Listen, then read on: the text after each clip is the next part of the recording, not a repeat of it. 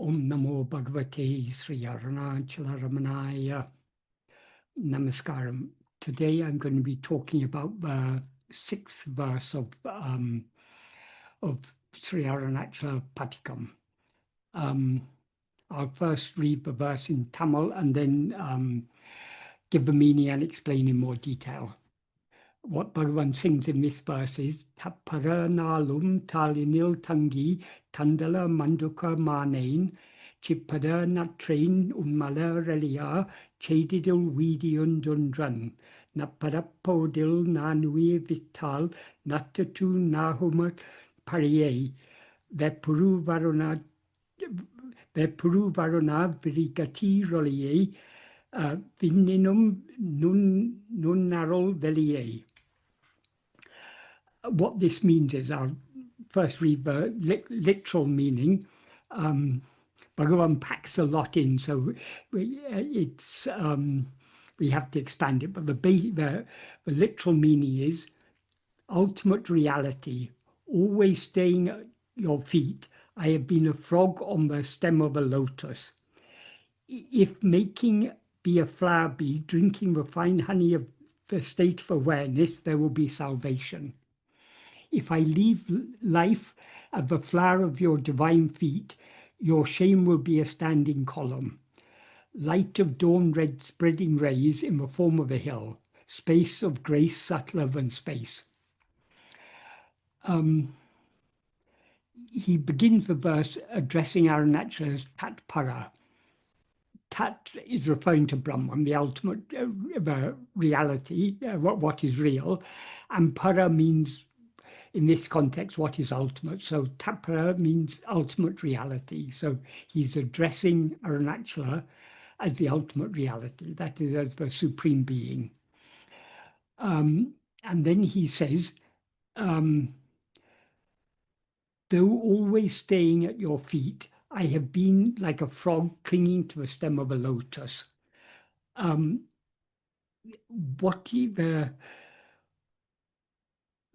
Okay, I'll go on to the next line because the next sentence, because the two need to be understood together.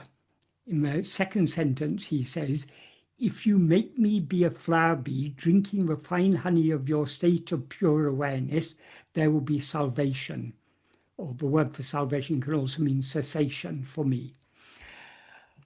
That is he uses two analogies here. One is the frog clinging to the stem of a lotus, and the other is a honeybee drinking the nectar of the flower. So what he means, what he implies by these two analogies, being like a frog clinging to the stem of a lotus is devotion to the outward form without knowing the inner reality of Aruṇācala. Aruṇācala appears outwardly in the form of the hill, but the reason why Aruṇācala appears outwardly in the form of the hill is to turn our mind inwards. But out of devotion, we cling to his outward form. But if our love for him is not sufficient, we'll merely cling to the outward form without turning within to merge back in the heart, which is a real aim of Aruṇācala. Aruṇācala appeared in this form in order to turn our mind back within.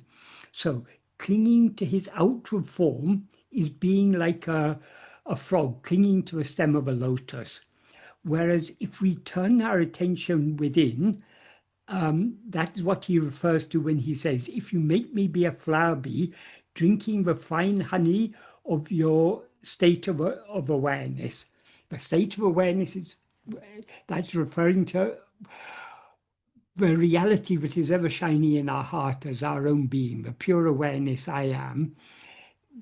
The real aim of Aruṇācala is that we drink that fine honey of pure awareness. And we can drink that fine honey of pure awareness only by turning our attention within. So the flower is there, not just for the frog to cling to its stem, but for the honey bee to the flower bee to come and drink its fine honey. So by implication, what Bhagavan is referring to here is that clinging to the outward form of Aruṇācala or any form of God is good, but ultimately, so long as we are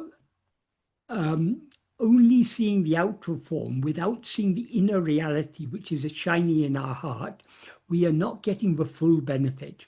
So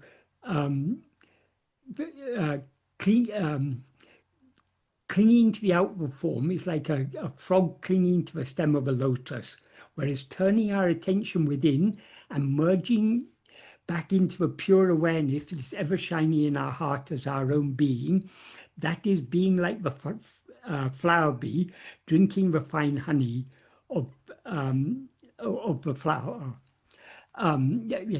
So the two sentences together is, though I've always been staying at your feet, I have been like a frog clinging to the stem of a lotus. If you make me be a flower bee drinking the fine honey of your state of pure awareness, there will be salvation. Another important thing here, when he says Sadidil means if doing or if making, but it implies in this context, if you make me be a flower bee, drinking the fine honey of your state of awareness, this is clearly, here Bhagavan is clearly indicating it's only by the grace that we can have that love to turn within and thereby drink that fine honey of his state of awareness. So clinging to the outward form is good, but the benefit of clinging to the outward form, that outward form will give us the love to turn within and to drink the fine honey of his state of awareness.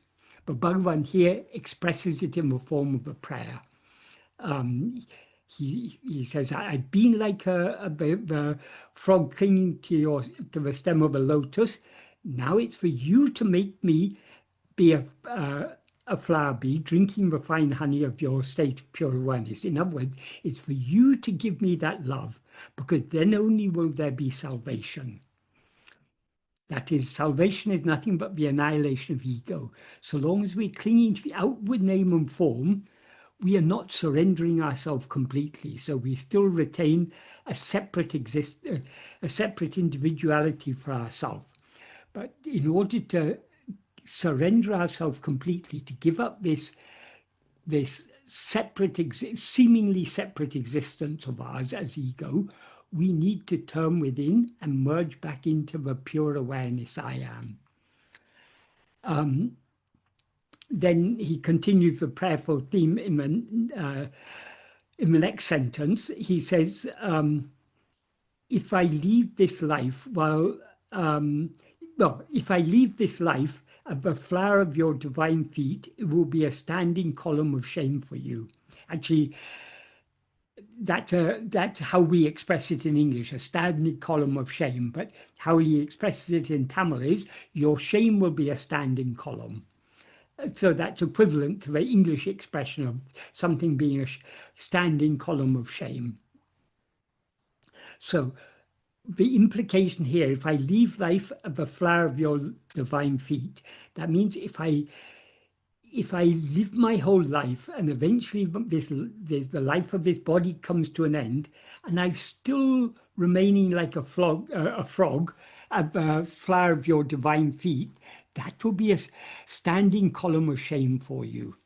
Here he's emphasizing it's for you to give me that love to turn within and thereby escape this shame. But by giving me that love to turn within and drink your fine honey. So as always, Bhagavan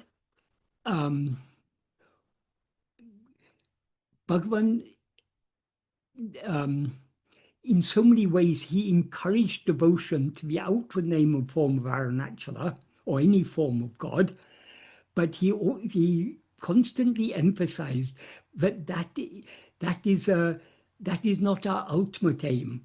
That is by being devoted to an outward form of God, that will purify our mind and thereby give us the love to turn within. And it is only by turning within that we can surrender ourselves completely. So the most perfect form of bhakti is not just clinging to the outward name and form, but turning the mind within and merging back into the heart, which is the true form, the swarupa of God.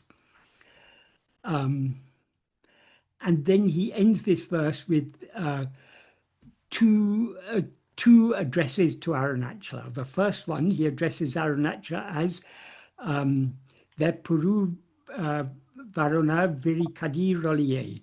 That means light of dawn red spreading rays in the form of a hill. The significance of the dawn red spreading rays, that is dawn is that is when the sun rises. It rises and it swallows the darkness. So the implication of this is Aruṇācala is that sun of jnana that rises and swallows the darkness of ignorance. That's why that's the significance of this reference to Aruna means the red of dawn. So dawn red, spreading rays of in the form of the hill. The light he refers to here is the light of pure awareness, which, like the rising sun, will swallow the darkness. And then he ends the verse with another address, Vininum nun arulveliye. That means arulveliye, the space of grace. Oh, space of grace, subtler than space.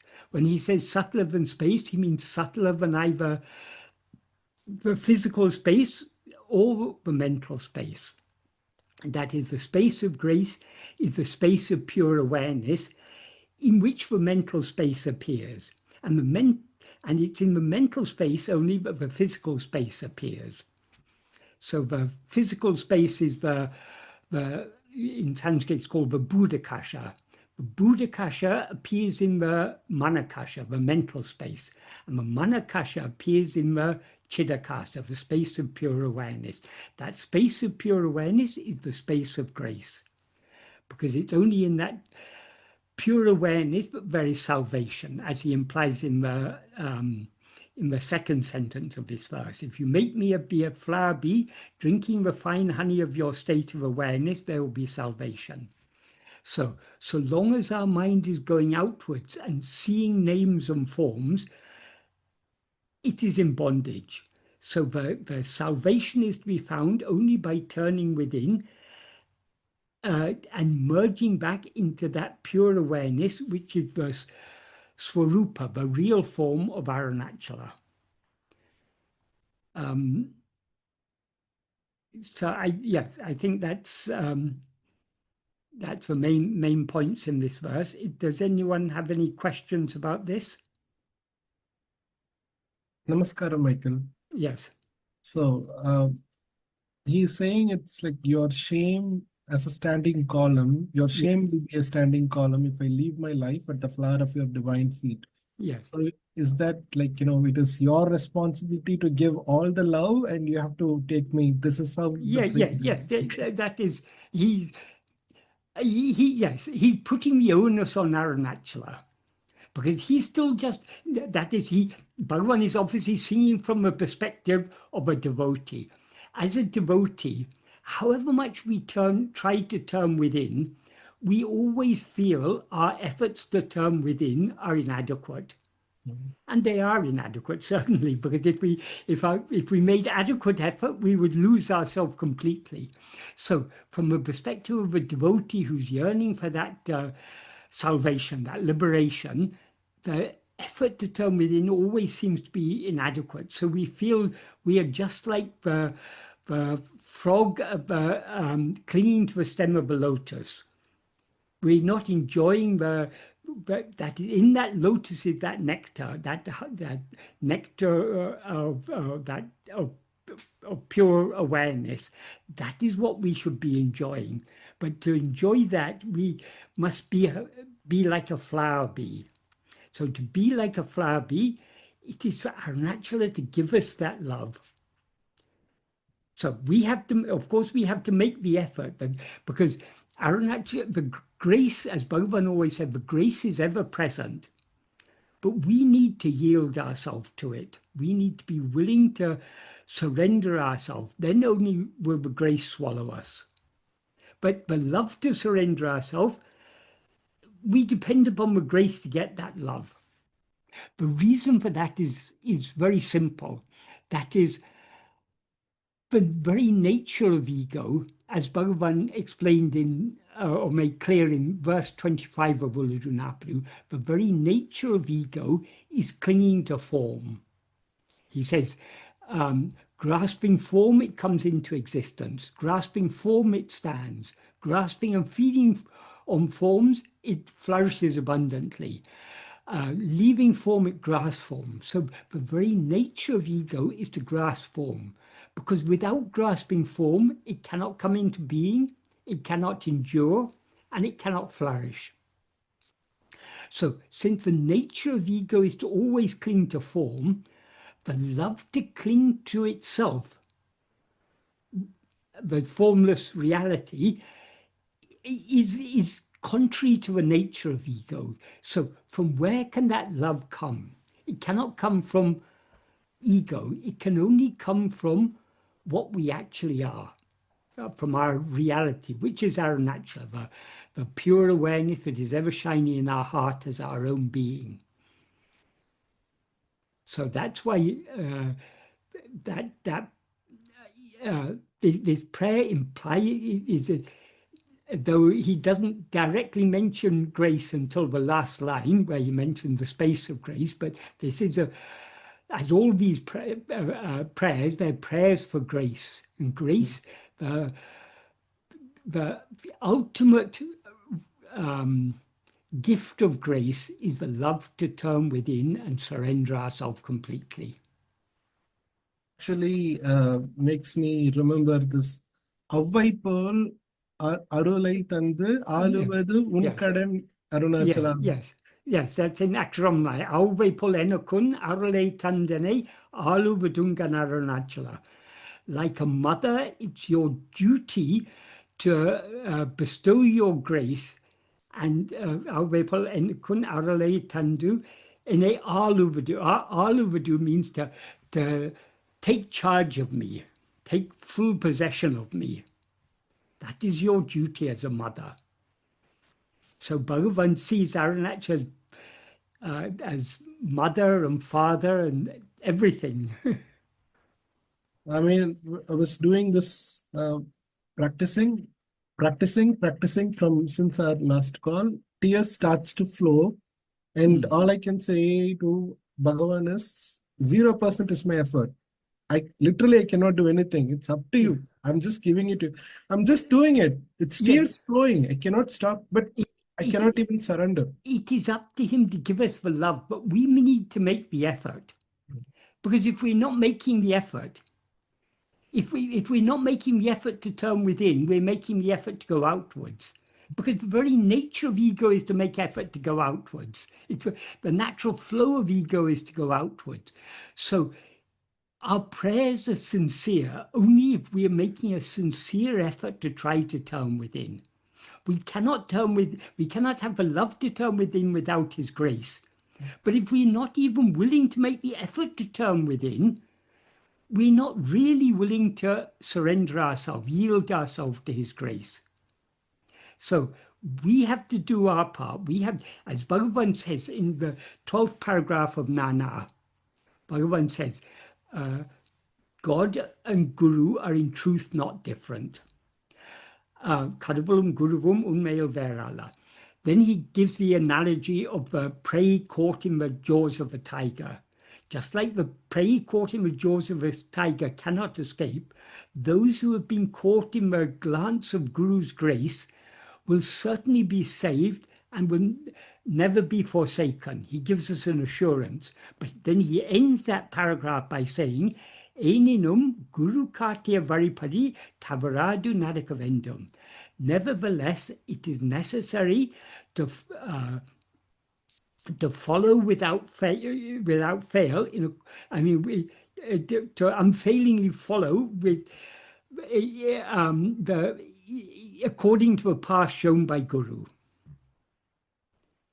So we need to play our little part. He will do everything, but we need to be at least willing to make the effort to turn within.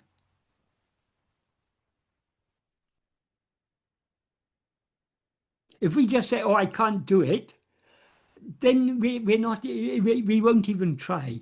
So he's asked us to try. We try our best. Our efforts are inadequate. We know that, but so we can try. We cannot succeed without his grace. So, but our very effort to try to turn within is the most powerful prayer for his grace.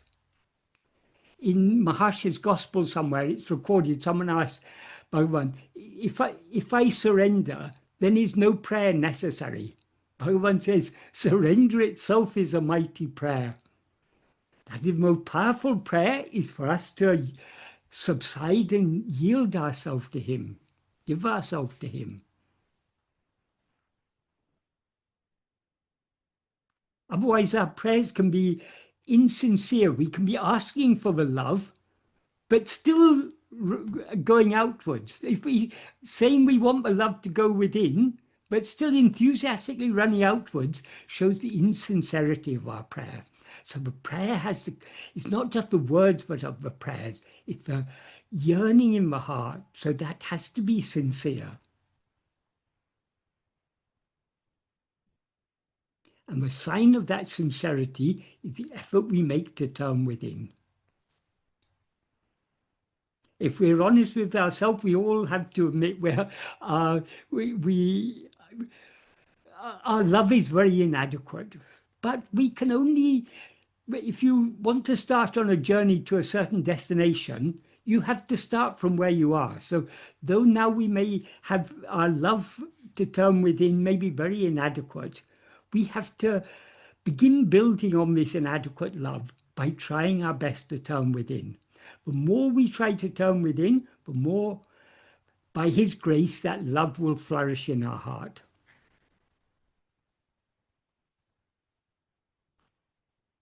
Also, Michael, in your comments, you make some very good points about your onishtam, enishtam, your will is my will, and the point that that God has no volition because he is as he actually is. So again, getting back to grace and will, it's that we need to succumb to the grace that the need to be what we actually are, which is the space grace that he talks about here. And rather than being the precarious frog perched on the stem of a lotus, because that's precarious, it feels so precarious anyway. You want to be drinking the honey of the awareness of awareness of Aruṇācalam, and the only way you can do that is by being Aruṇācalam. That is by being Aruṇācala itself, and that is.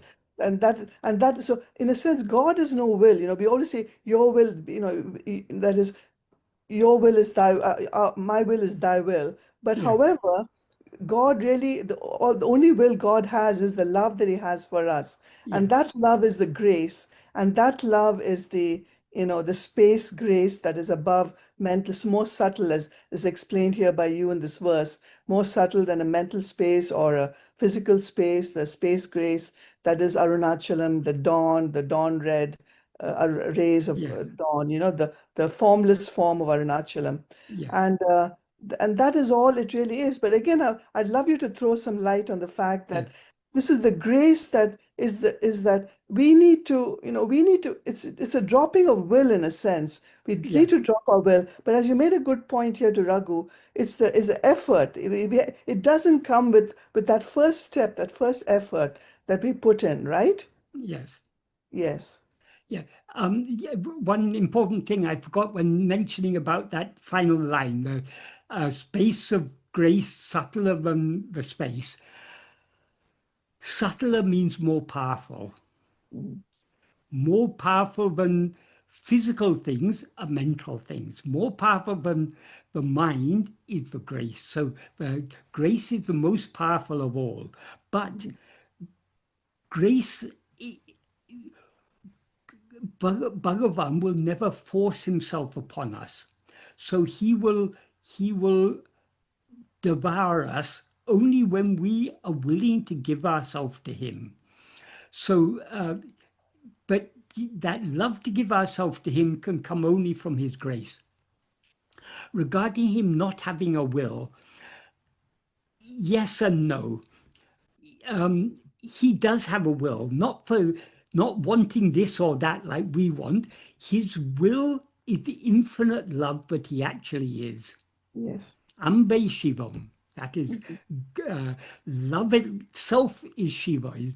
God is love, as they say.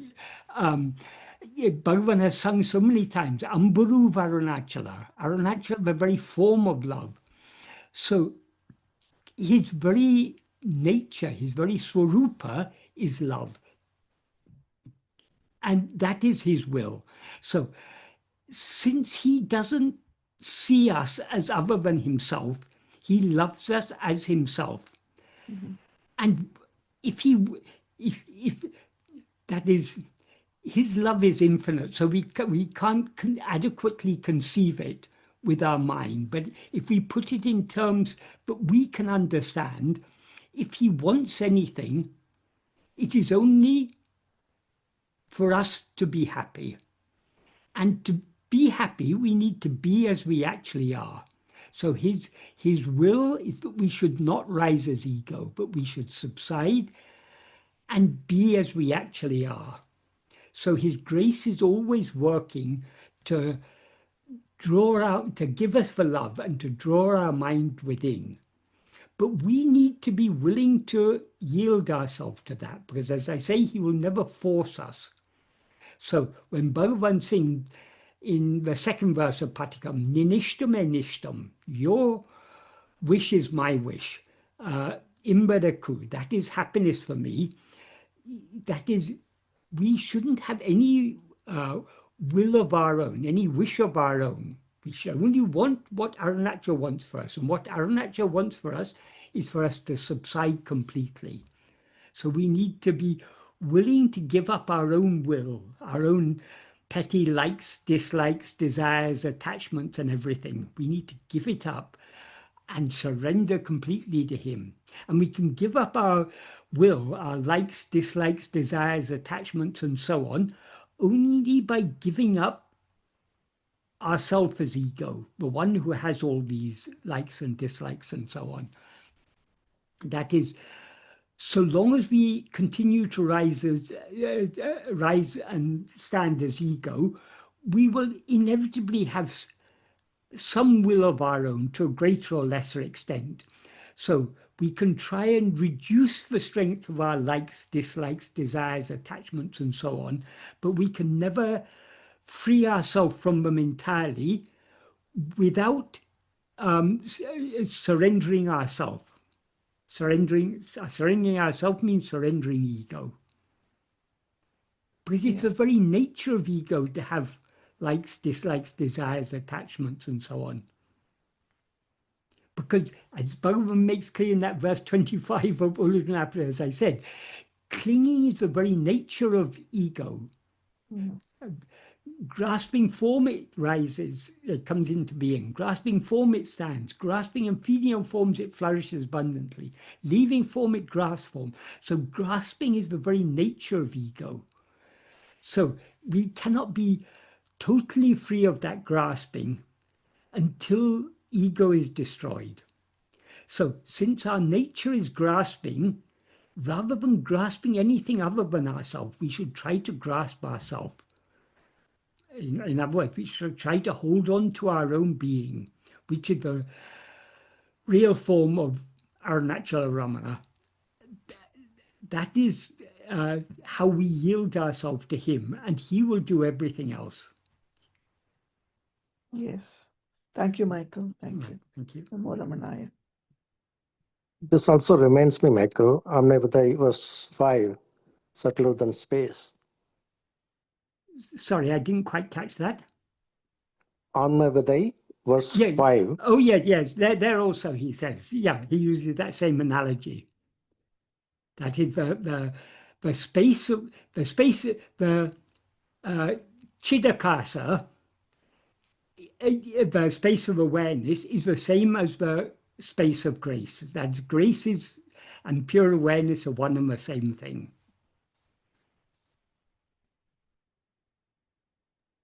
So everything appears in that space of awareness. That is, all phenomena appear within the space of the mind, and the space of the mind appears within the space of pure awareness.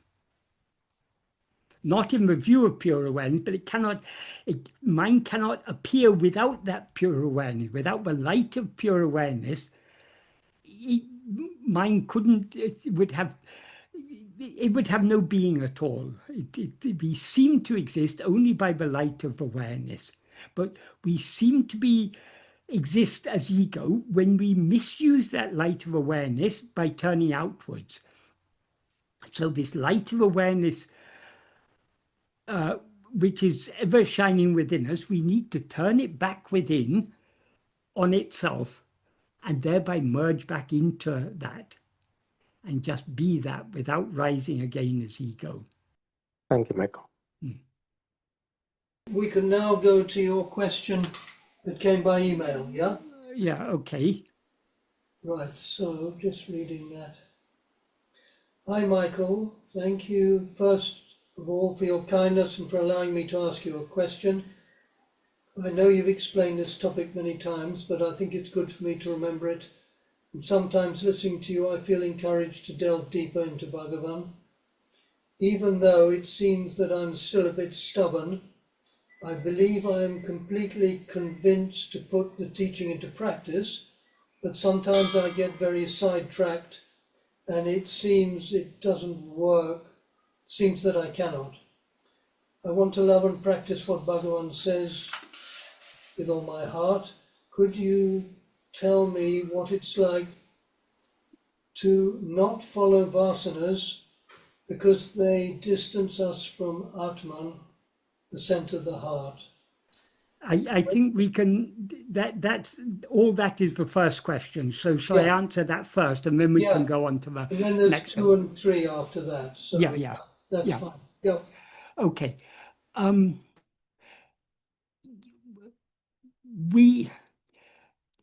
It is true for all of us that however much effort we make to turn within, our effort to turn within will always seem inadequate, because until we have so much love to turn within, but we merge forever back into the heart, we are still struggling. And Vishaya vasanas are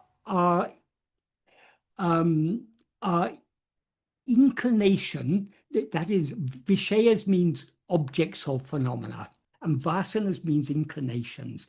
So Vishaya vasanas are our inclination to attend to, experience, or seek happiness in Vishayas, in things other than ourselves. So it's under the sway of Vishaya vasanas that we attend to anything other than ourselves. So the outward flow of our mind is under the sway of our Vishaya vasanas. Though vasanas seem very strong, they are actually only inclinations. So we are not bound by our inclinations. We can be inclined to do something, but if we want to, we can resist that inclination. We can refrain from being swayed by that inclination. So long as we're attending to anything other than ourselves, we are doing so under the sway of our Vishaya vasanas. When we try to turn our attention within to attend to ourselves, we are thereby not allowing ourselves to be swayed by the Vishaya vasanas. The opposite of Vishaya vasanas is Sat vasana. Sat means being. So Sat vasana is the inclination or the love to attend to our being. And by attending to our being, we are thereby being as we actually are, because to the extent to which we attend to our being, we as ego thereby subside. And when we subside, we remain in our being as being. So the Sat vasana is the love to turn within. The nature of vasanas is vasanas are our own inclinations, so they have no strength of their own. Whatever strength they seem to have, they derive from us. So if certain vasanas are very strong, that is because we have often allowed ourselves to be swayed by them in the past.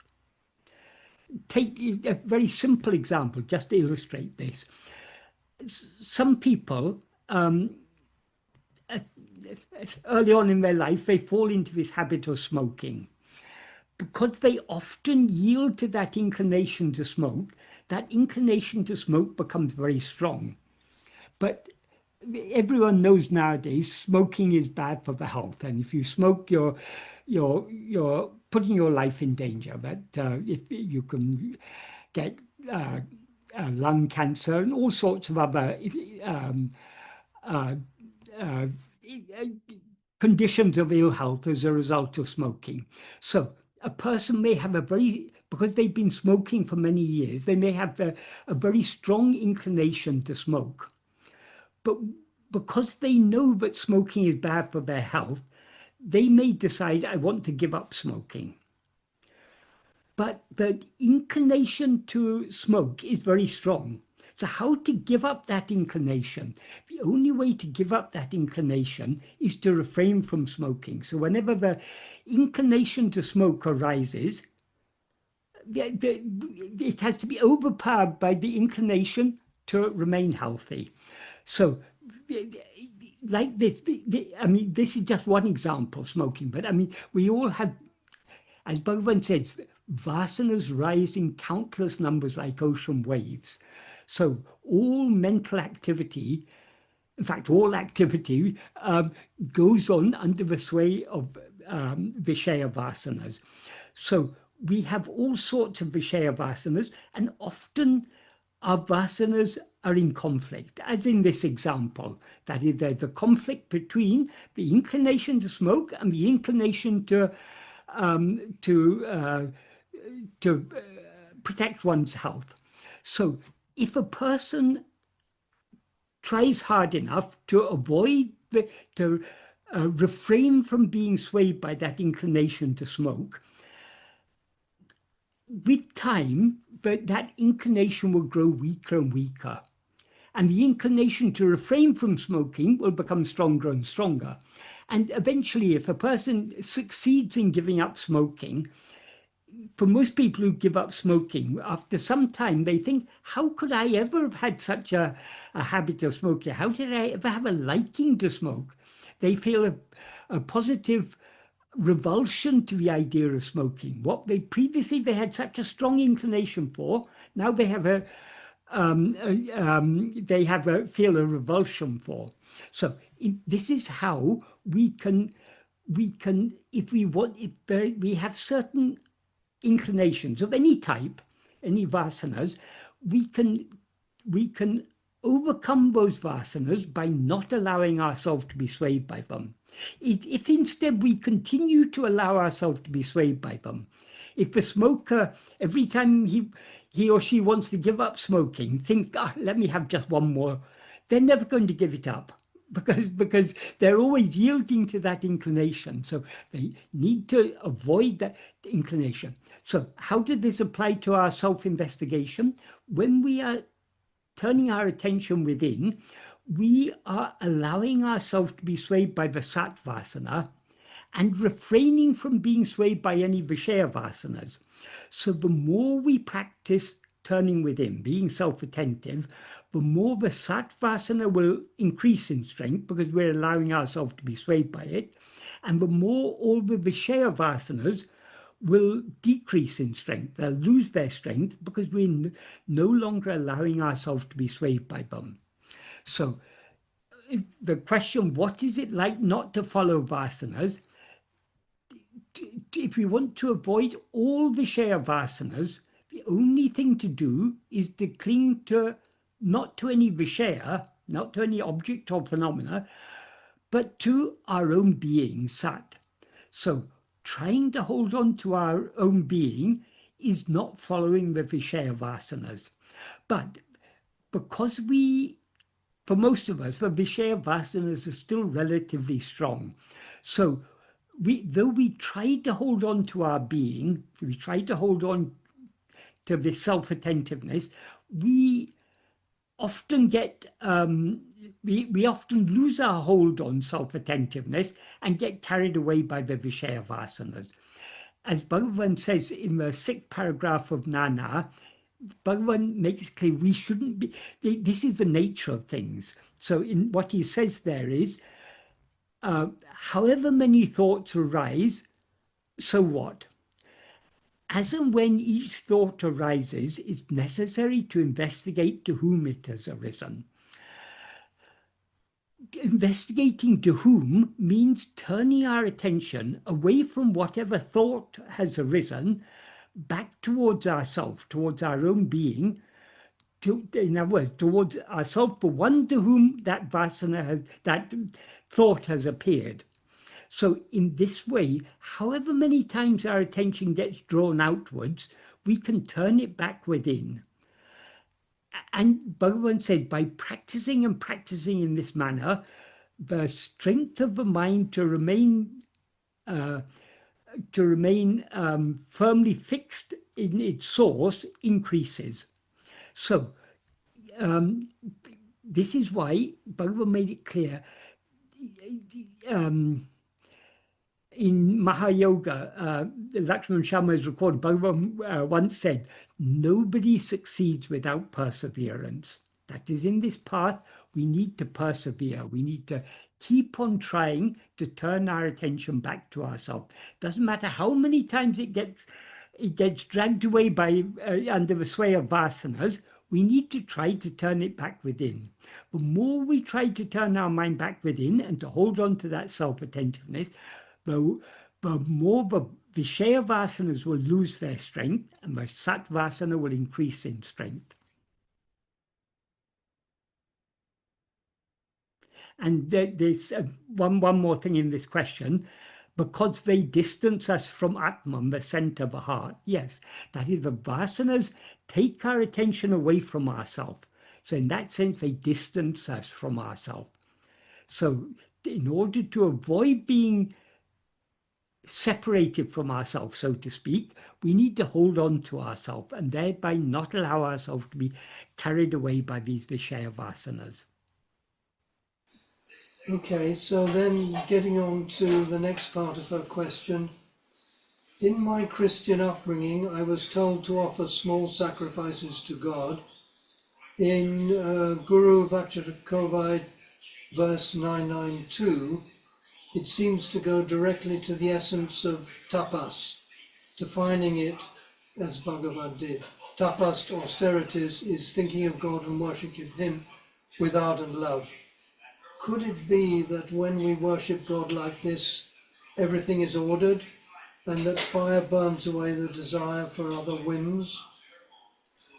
Yes. That is, offering small sacrifices to God is good. But ultimately, we need to offer not just small sacrifices, we need to offer ourselves completely to God. And the means by which we can offer ourselves to God is by turning our attention within. As Bhagavan makes clear in the first sentence of the 13th paragraph of Nana, he says, Anma Chintane Tavira, Vera Chintane Kalambur du Satram Idum Kodamo, Atmanishta Paranai Iripade, Tane Isanaku Alipadam. That means being Atmanishta Paran. Atmanishta Paran means one who is firmly fixed as oneself. In other words, being as we actually are, not giving even the slightest room to the rising of any thought other than Atmachintana. Atmachintana literally means thought of oneself. It implies self-attentiveness. So the implication is being so keenly self-attentive that we thereby give no room to the rising of any other thought, because thoughts cannot rise unless we attend to them. If our whole attention is on ourselves, we are thereby not giving room for other thoughts to rise. And by keeping our attention fixed on ourselves like that, we as ego subside and remain as we actually are. And that, Bhagavan says, is giving ourselves to God. So in order to, when he says in Guru Vachaka Kavai, thinking of God and worshipping him with ardent love, that can be understood in two ways. That is, for most people, most people think of God as something other than themselves, some divine power up there in heaven or wherever, something far away. But according to Bhagavan, God is our own reality. God is our own being. What is ever shining in our heart as I, that is the true form of God. So we can also understand thinking of God to mean thinking, attending to ourselves. But however we take it, I mean, both are good. But as Bhagavan says in verse 8 of Upadeshundya, rather than Anya Bhava, that is, meditating on God as something other than ourselves, or thinking of God as something other than ourselves, Ananya Bhava, in which he is I. That is, Ananya Bhava means think of a meditation in which God isn't considered to be something other than ourselves. With the understanding that he is I. So what he implies by Ananya Bhava, otherless meditation, is meditating on ourself alone. That is best among all, he says in verse 8 of Upadeshundya. So the best way to think of God is just to attend to ourselves, with the understanding that he is that which is shining in our heart as I. If we understand that and meditate on our own being, that is the best way of worshipping God. If we don't have that love to turn within, it's good to think of God in name and form. In other words, an outward form of God. That will also, if we worship God with ardent love, even if we take him to be something other than ourselves, that will nurture the love in our heart. It will, like a gardener who sows a seed in the garden and then waters it and takes care of it and makes it grow into a beautiful plant. Thinking of even an external name and form of God with love is a means to develop that love. And the more we have love for God, the more our desires for other things will decrease. So the best, I mean, it's best, as I say, as Bhagavan says in verse 8 of Upadeshundya, to understand that God is our own being and to meditate therefore on nothing other than our own being. That is the most effective means to burn away desires for all other things. But even if we think of God as something other than ourselves, so long as we do so with ardent love, not expecting anything from him, but just thinking of him for the love of him, that will also, though less effectively, that will also gradually burn away the desires for other things. And the more we think of God as something other than ourselves, the more our mind will thereby be purified. And as the mind is purified, it will become more and more clear to us how can God be how can I be anything other than God? If God is the infinite whole, how can I be something separate from him? In fact, today I talked about verse 6 of Aruṇācala Padigam. Next time I'll be talking about verse 7, in which the main idea is, who is this I who rises as separate from you? Bhagavan is asking Aruṇācala. And he ends by praying, reveal yourself, planting your lotus feet on his head. That means on the head of this ego. So ultimately, the path of bhakti, the path of devotion to God, it begins with devotion to an outward form of God, but as that love matures and becomes purer and more intense, that will give clarity to the mind to understand that God isn't actually something other than ourselves. He is our own reality. And then when we start to turn our mind within, to see him in our heart as our own being, that is the most effective way to burn away the desires for all other things. So I hope that adequately answered that part of the question. And regarding the verse of Guru Vachaka that's referred to, that's 992, what Bhagavan says in that, it is best to give up the various arguments about duality, qualified non-duality, and pure non-duality, and instead think of and worship God with ripening love, in order to attain the wealth of divine grace and thereby to know the reality. So what Bhagavan is saying here, that is in Vedanta, that is the basic teachings of Vedanta are the Upanishads, the Brahma Sutra, and the Bhagavad Gita. These are texts that cater for a wide variety of spiritual needs. So these texts lend themselves to being interpreted in different ways. So some people interpret them in a dualistic way. Some people interpret them according to qualified non-duality. In fact, there's so many different interpretations. And the way we follow is the pure non-duality. But we shouldn't be engaging in argument just because other people interpret the same texts in different ways. That's fine. That is, however, these Vedantic texts are designed to be interpreted at different levels to suit the needs of different people. So if people are drawn to one particular interpretation, that is what is suited to them at their present stage of spiritual development. So Bhagavan always discouraged quarreling with or arguing about these things. Because sometimes when people came to Bhagavan, we can see if we read books like Talks and Day by Day, Bhagavan answers at many different levels. So as he says in one place, teachings cannot be given en masse. They have to be according to the taught.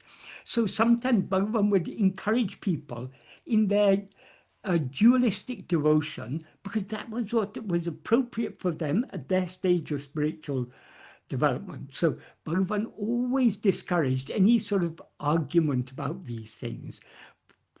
We should each find what is appropriate to us, and we should follow that. So instead of arguing about all these things, the best is to think of and worship God with ripening love. If we take God to be something other than ourselves, that's fine. If we take God to be nothing other than ourselves, if we take God to be our own reality, that's even better. But we're not to impose our beliefs on others. Let everyone follow whatever suits them.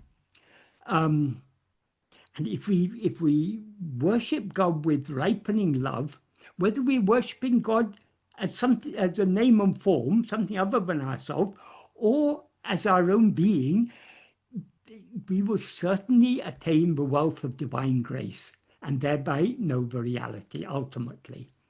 Of course, the quickest way is to attend to ourselves, knowing that God is what is shining in our heart as our own being. But if we are not drawn to this, if we're drawn to worshipping name and form, that's also good. That will also lead to the same goal in the end, because by worshipping name and form, that'll purify the mind, and as Bhagavan says, it'll show the way to liberation. In verse 3 of Upadesha he says, but nishkamya karma, desireless action, done with love for God, or done for God, that implies done for the love of God, will purify the mind and show the way to liberation. So ultimately we have to come to this path of non-duality or self-attentiveness, but we will each come to this path when we are ready for it. Until then, it's fine worshipping God in name and form. What is important is the love with which it's done, because that love is what will purify the mind, and the purified mind will then get the clarity to understand that God is not something other than ourselves. If God was something other than ourselves, then he'd be a limited God. But since God is infinite, he cannot be something other than ourselves. He must be our own reality. So we sooner or later we'll all be drawn to this path of self-attentiveness and thereby know the reality.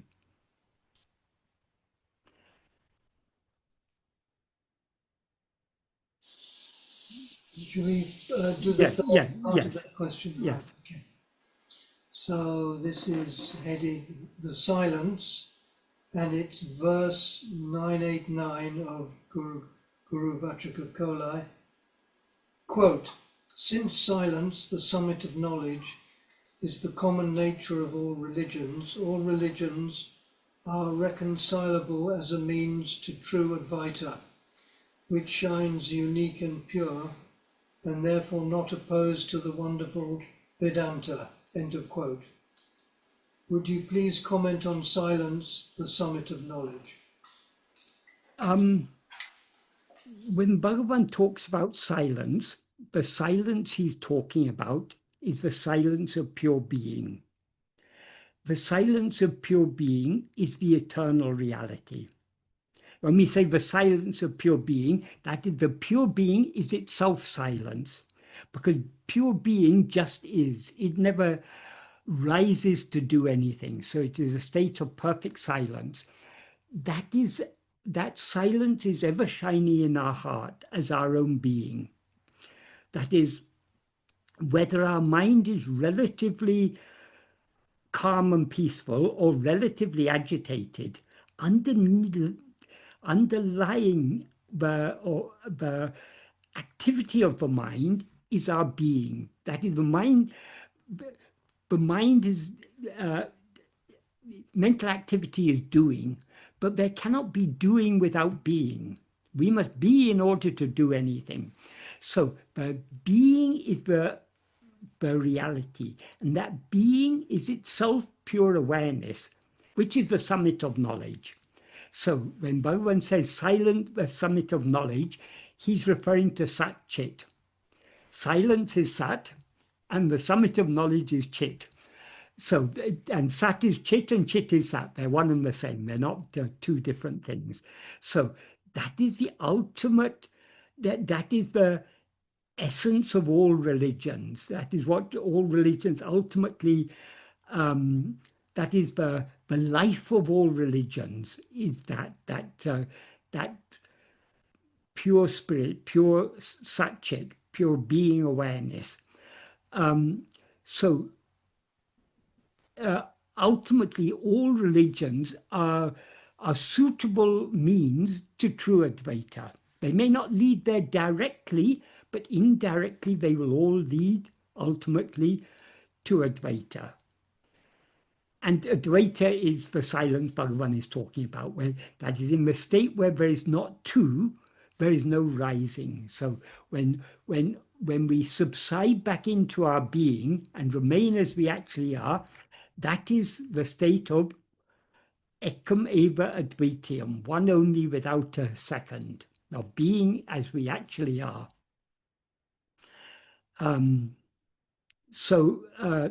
No religion, when we understand that Vedanta is nothing but that, the essence of Vedanta is nothing but that silence of Sat-Chit, the summit of knowledge. When we understand that, no religion is opposed to that. They may be roundabout ways of getting to that, but they all have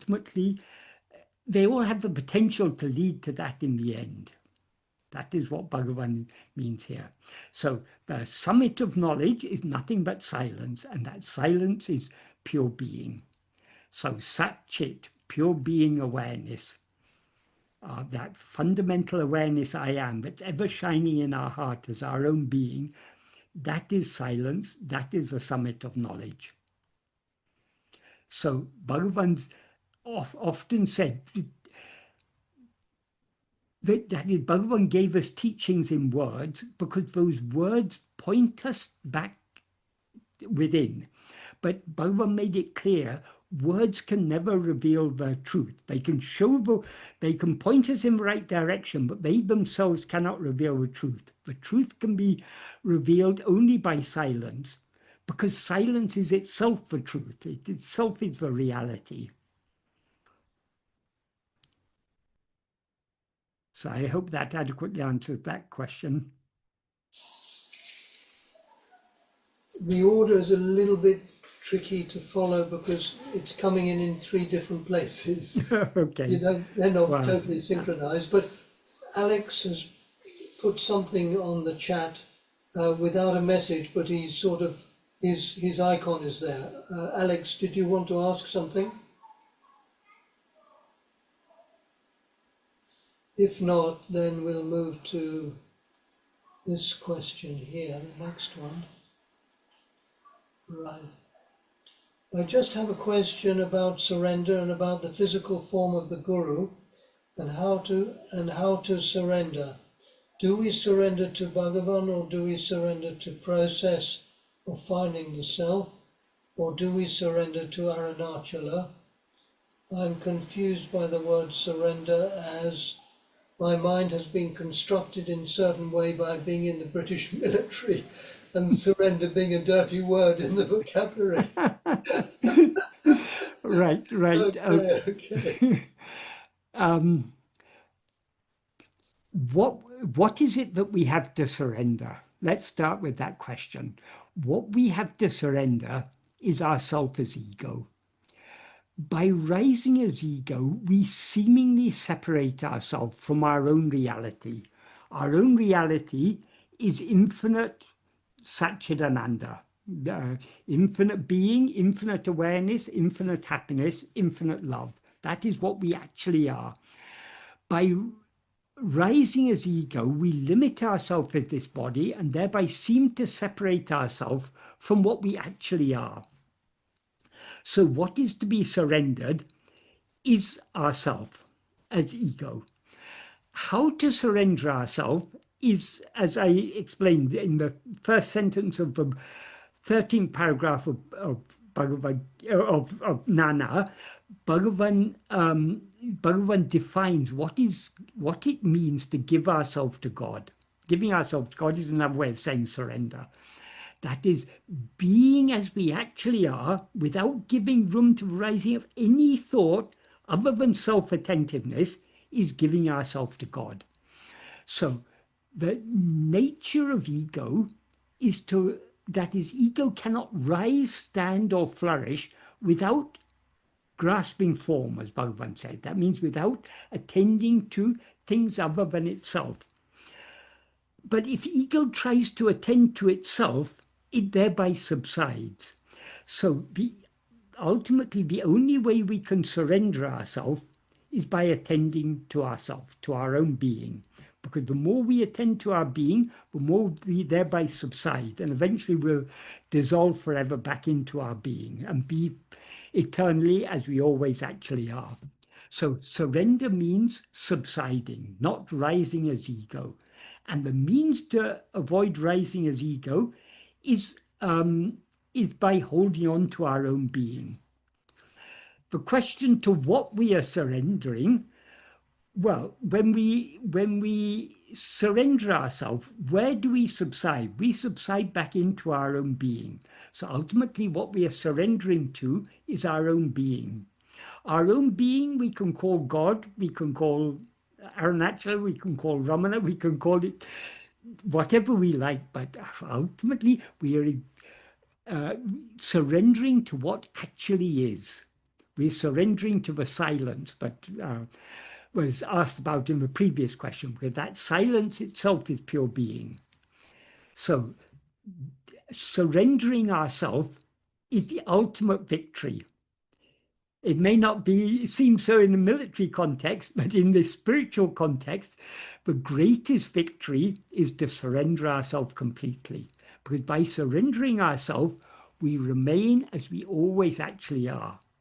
That is the state of pure being, pure awareness, pure happiness, pure love. I hope that was a clear answer to that question. Yes, thank you, Michael. Obviously being in the British military, I know it sounds kind of funny, but that surrender word, but you've explained it quite eloquently and quite beautifully, actually, that the surrender should be to what's going on inside and not the object of the ego, which it is, and need to turn more inward.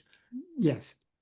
Bhagavan expresses it in another way in verse 26 of Uludunapadu. He says, if ego comes into existence, everything comes into existence. Yeah. The reason he says that is because everything means all phenomena. In whose view do they seem to exist? Only in the view of ego. So without ego, nothing else exists. Only when we rise as ego, we project all this and experience it. So if ego comes into existence, everything comes into existence. If ego doesn't exist, everything doesn't exist. Ego itself is everything. Therefore, investigating what this ego is giving up everything. That's the meaning of the verse. Why he says investigating what ego is giving up everything. If we investigate ego, ego will thereby subside. That is, to the extent to which we attend to ourselves, we will thereby subside. So if we investigate ourselves keenly enough to see what we actually are, we will thereby subside and remain as pure being. When ego subsides, everything subsides. So investigating what this ego is giving up everything. So that is surrender. It's surrender not only of ourselves, it's surrender of everything to which we are attached. Thank you, Michael. Thank Right. you. Right. Well, we're taking on an ally who is of infinite power, so in that sense, Yes, certainly. you're doing couldn't be much better. Right. So next, Sanjay wanted to ask her a question. Sanjay? So, sir, Sadhu Om says in Path of Sri Ramana 2023 edition, page 313, the ego is like a worm which leaves one hold only after it catches another. But Bhagavan has put it slightly differently in verse 25 of Ulladinarpadu. Leaving form, ego grasps form. So there are, in one, Bhagavan says that you leave a form and then you grasp a form. Sadhu Om says you are grasping a form and you continue and you grasp another form and then you leave the first form. Something like this. How do you understand it? Essentially, they're saying the same. This analogy was actually given by Bhagavan of this worm. That is, I don't know if you've seen it. It's a particular type of worm. It's got something like feet at both ends, and it will raise itself up and it will hold on to something else, and then the back feet it'll detach and then come close. So it sort of moves like this, and then that bit moves forward, and then this bit moves, and then this bit, and then this bit. It's so the idea is ego never for a moment remains without grasping anything. So if it leaves one thing, it has to grasp another thing. That's the essence of what he's saying. But Bhagavan gave this analogy how that particular type of worm, I don't know what it's called, but it's I've seen them in India. That is a very good illustration of the nature of ego, because that's always clinging to something. It won't leave one thing until it's grasped another thing. So that is what Bhagavan implies when he says leaving form, it grasps form. He doesn't mean that it remains without, there's a gap between leaving one form and grasping another form. There cannot be a gap, because without grasping, ego doesn't exist. Ego's very existence depends upon his grasping some form. That means some object, some phenomena, some vishaya. So, And that leaving form, grasping form, in verse 25 of Aruṇācala, we can understand it in two ways. Moment to moment, our mental activity, we're constantly going from one thing to another thing to another thing. That's one way of understanding it. Another way of understanding it, when we leave this body, and unless ego is destroyed, we will grasp another body. When we leave this body in the waking state, we grasp some other body in dream. When we leave that dream body, we grasp this body or some other dream body. So the ego cannot stand for a moment. It doesn't exist at all without grasping. But whatever it grasps has no independent existence. Because as he says in the next verse, if ego comes into existence, everything comes into existence. So by our rising as ego, we project all this and grasp it.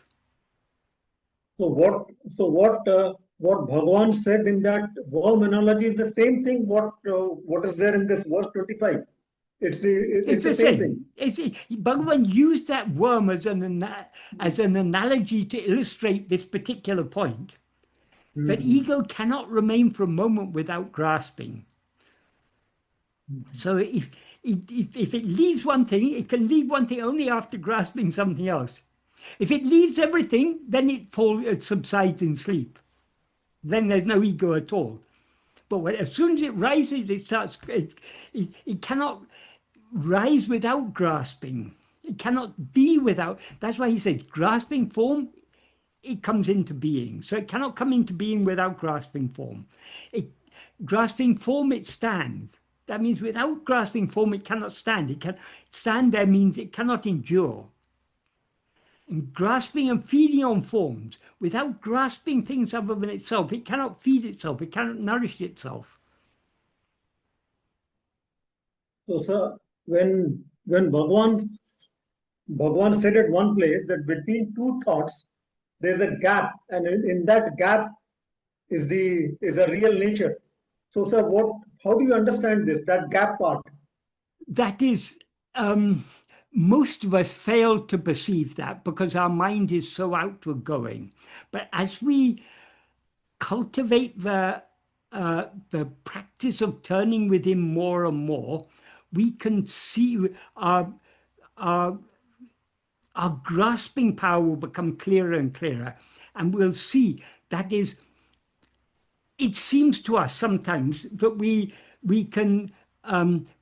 People talk of multitasking, people attending to many things at the same time, but actually, it is impossible. At any one moment, we are attending to only one thing. But the thing is, our attention is flitting from this to this to this to this so rapidly, it appears to us that there's a constant flow, and we may be thinking, it may seem to us that we're attending to more than one thing at the same time. But actually, if you go down to the minute level, at any one moment, ego is attending to one thing. So every moment ego is rising and subsiding. It rises, projects something, grasps it, and then subsides again. And between that is the state in which ego isn't rising. That is our being. But that is not discernible. That is not discernible. We can't. Not to the gross outward going mind. It's not at all discernible. No. because the mind needs to be very, very fine and very subtle to recognize that. By the time the mind becomes so refined and subtle, it'll lose itself in its source and never rise again. It will lose itself in the gap. Once it loses itself in the gap, there's no rising again. So the gap part doesn't have any practical value. It does have practical value, because that what is in that gap is what Bhagavan said, your being. Your being is now here all the time present. So the more you hold on to the being, the more you are subsiding into that gap. So that gap is a being. Our being, yes. It seems to be a gap between two activities, because when we're grasping anything other than ourselves, our attention is turned away from our being towards something else.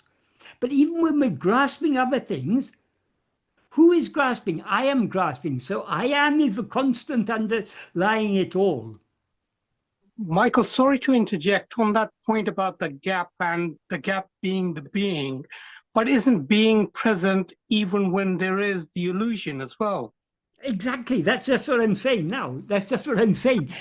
That is, in that gap, there's no distraction. But when ego rises, it's distracted by other things. But whether there's distraction or not, we cannot be distracted without being. So being is the eternal reality. There cannot be doing without being. There cannot be rising without being. There cannot be anything without being.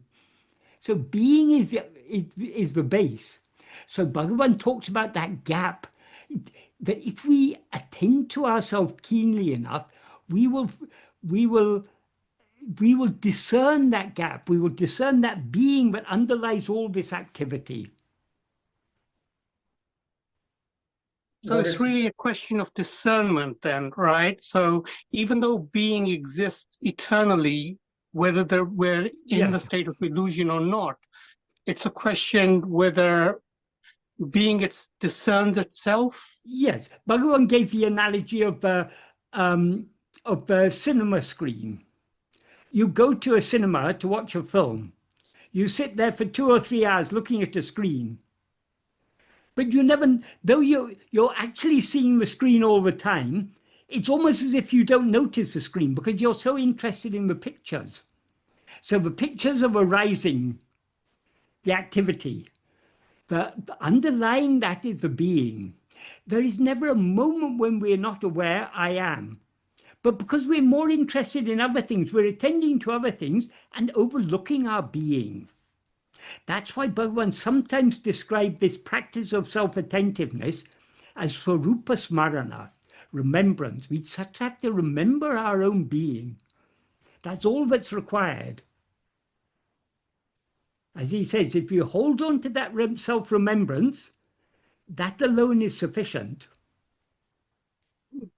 But Michael, I'm sorry I interjected and interrupted you when you were answering a question.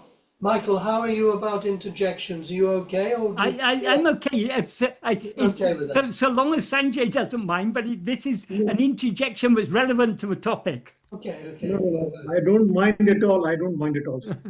It's good. More inputs are coming in. I really appreciate this, and thank you so much for this.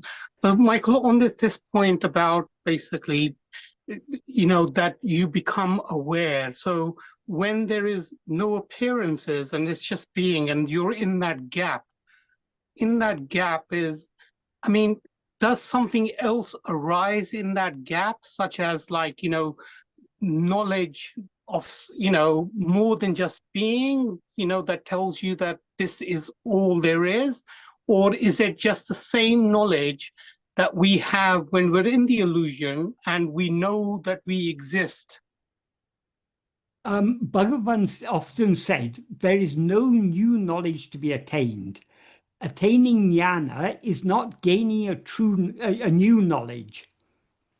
If Bhagavan said, if jnana were a new knowledge, a knowledge to be newly gained, whatever comes has to go. So the jnana would go. But jnana is eternally our real nature. Jnana is our own being. So it's not that there's nothing new, there's nothing for us to know, but we do not know already.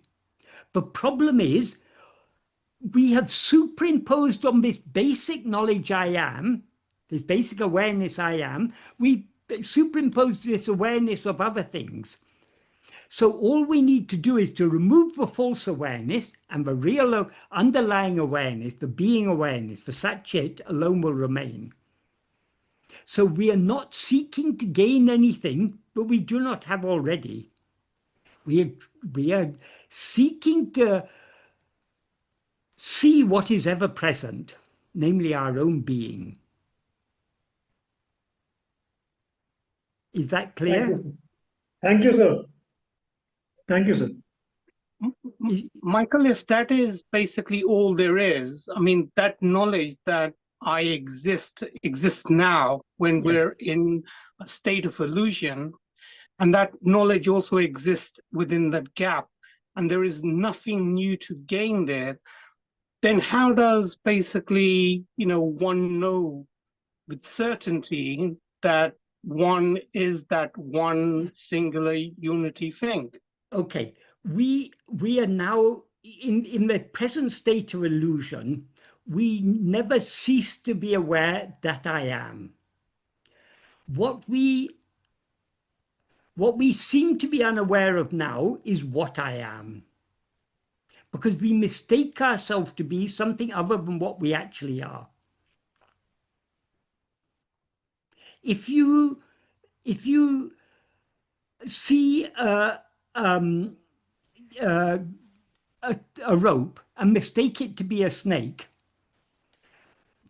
Bhagavan will tell you it's not a snake, it's just a rope. Look at it carefully.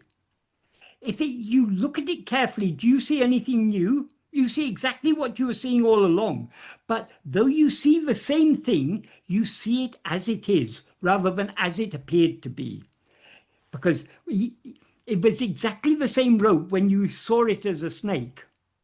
So you don't see anything new, but you just remove the false knowledge, but it's a snake.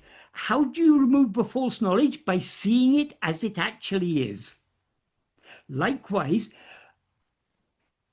we are always what we actually are, but because we mistake ourselves to be something else, we need to remove this false awareness, and we can remove this false awareness only by being aware of ourselves as we actually are. So though we're now aware that I am, we are not aware what I am. We're not aware what I am because we're not looking at ourselves, we're looking at other things. So if we want to see what we are, we need to turn our attention back to ourselves and look at ourselves carefully enough to see what we actually are. What we actually are is not a new knowledge because we're already aware of that, but the false knowledge is removed and the certainty of the ever-present knowledge shines. Can I just say, just one more thing? That is, the state of ignorance is a state in which our natural clarity of awareness is clouded by the superimposition of this false awareness, I am this body. When we remove the false awareness, what we gain is clarity. But that clarity was already there all along, but it was just obscured by this. Just like the sun. The sun is ever shining in the sky, but when the clouds come, the clouds seem to obscure the shining of the sun. But even when the clouds are there, the sun is still shining. Are you saying that the meaning of things will never change once you've seen them? Sorry, Are you saying that the meaning of things, or whatever, the meaning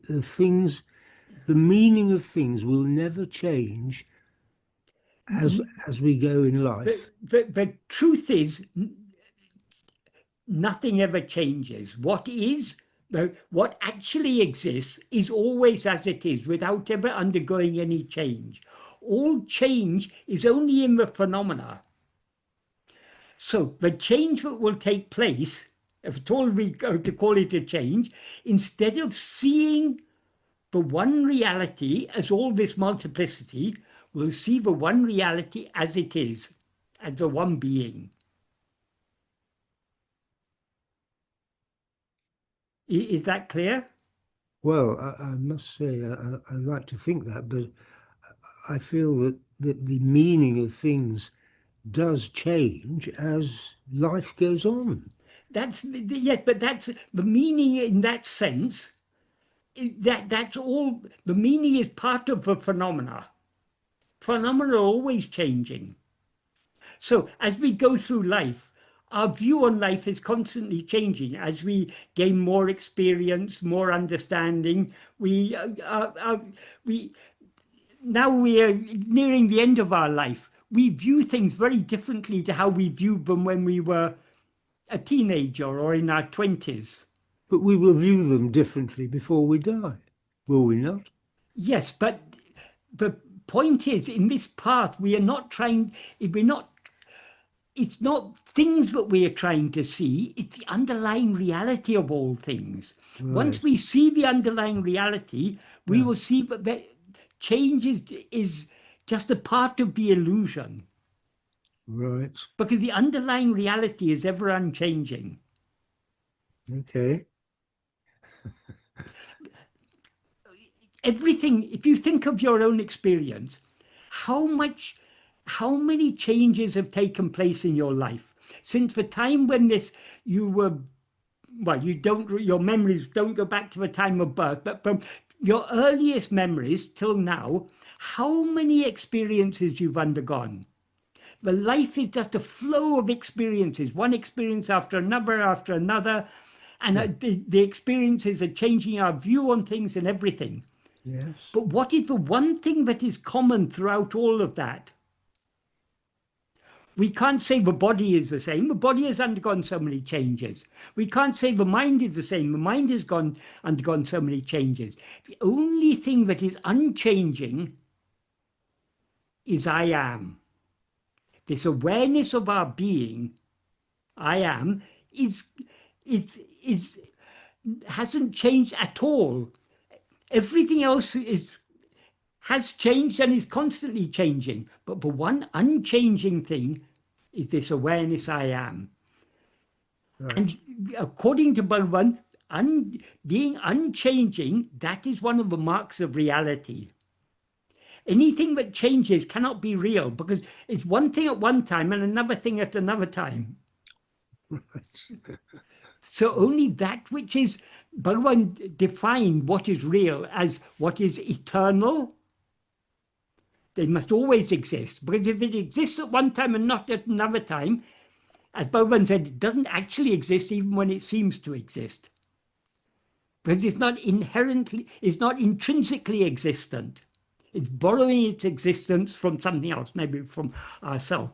So whatever is not eternal is not real. Whatever changes is also unreal because it's not eternal. If something changes, at one time we were small boys. Now we're old men. These things have changed. So we're not what we were before. So all these phenomena that are impermanent and constantly changing cannot be real. So that which is real is I am then. That's I am. He said three things. It must be eternal, it must be unchanging, and it must be self-shining. Self-shining means it knows itself by its own light. Other things in the world, they depend on us that is, they shine by our mind. It's only in the light of our mind that other things seem to exist. So even the mind isn't self-shining because the shining of the mind ceases when we fall asleep. So the light that illumines both the appearance and disappearance of the mind, that is the light of being awareness. Sat-chit, I am. Okay. That is the only thing that is eternal, unchanging, and self-shining. That alone is what is real. And since that alone is what is real, if we are seeking refuge from this ever-changing world, the only place of refuge is I am, the heart. So there's no refuge for us anywhere in this world. The only place of safety, eternal safety, is the heart, our own being, I am.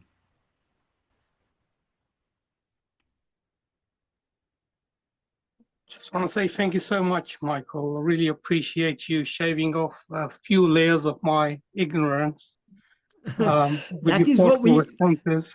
that is what we come to Bhagavan for. As Bhagavan said, in this path, it's not so much a matter of learning as unlearning. So slowly, slowly, we're unlearning. We are shedding, as you say, the layers of ignorance. The ignorance is in the form of so many confused, unclear concepts. And the unlearning can become deep and enduring only by holding on to that one thing that is ever unchanging, namely our own being. The more we hold on to our being, the more other things will drop off.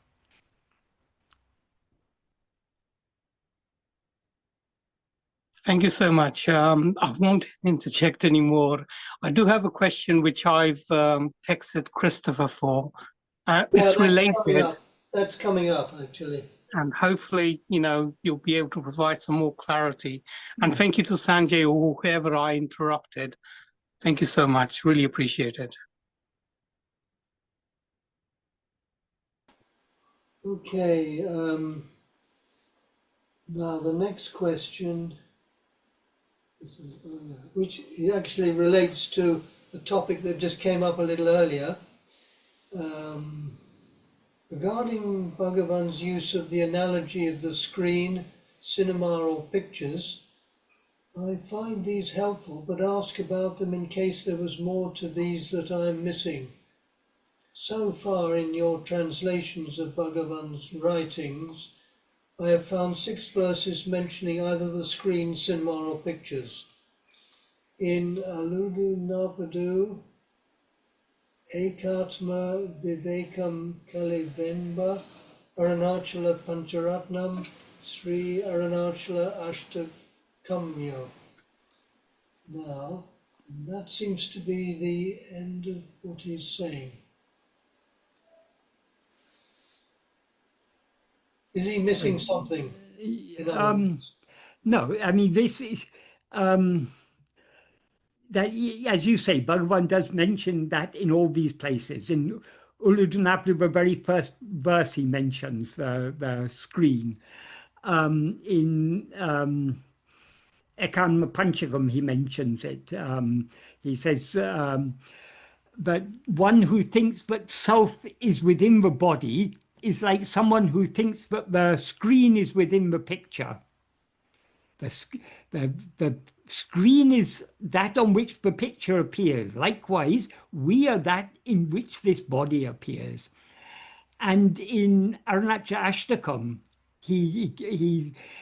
that's probably the place where he explained this most elaborately, that how this whole world appearance, not only the external world of physical phenomena, but the internal world of mental phenomena, all these phenomena, they are projections of our own vasanas, and they appear on the screen of pure awareness, our own being.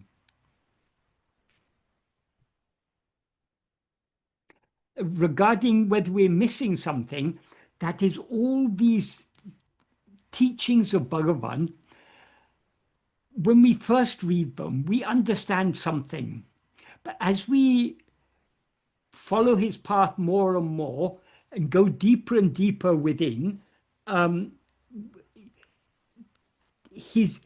these things become clearer and clearer. So we don't learn more about them in terms of the facts about them, but our understanding, the clarity with which we understand them increases.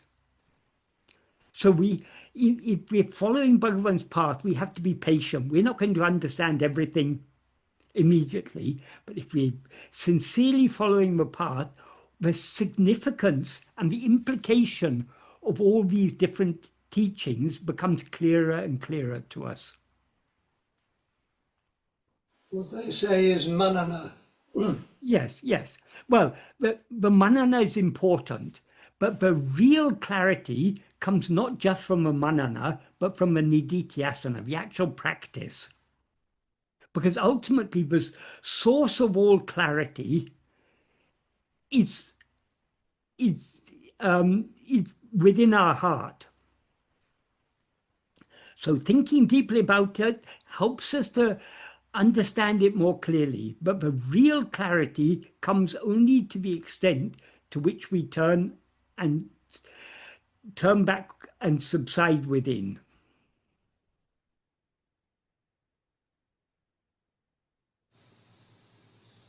Okay, shall we go to the next question? Yes. In relation to this, does quietness of body help to this constant returning to our attention to ourself? Not necessarily, because that is,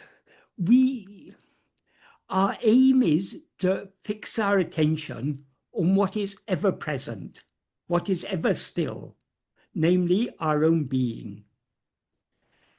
If we're holding on to our being, what does it matter what the mind or body are doing? That's just, if you're able to discern the screen, and you're looking at the screen, let any number of pictures appear. The pictures are never, they hide the screen if we allow ourselves to be distracted by them. But if we recognize the presence of the screen and remember constantly the presence of the screen, the pictures are no problem at all. So we are not here to push away the body or push away the mind or push away the world. We are here to hold on to our being. If we hold on to our being, these things will drop off of their own accord. So trying to keep the body still, thinking that will enable us to be still ourselves, that's we're looking in the wrong, we're attaching importance to one of the phenomena that appear on the screen instead of attaching importance to the screen itself. The screen is our being, I am. That's what we need to hold on to. The body and mind, these seem to pose a problem only when we allow our attention to go towards them. So if we hold our attention on our own being, these things are no longer, they're not a problem at all.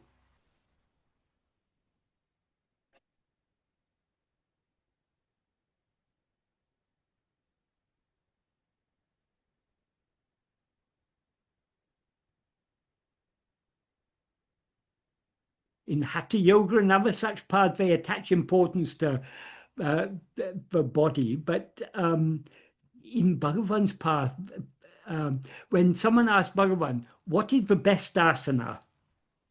Bhagavan said nididhyasana. Nididhyasana means deep contemplation. In other words, self-attentiveness. That is the best asana. So Bhagavan wasn't concerned with the posture of the body. Where our attention is, that's what's important.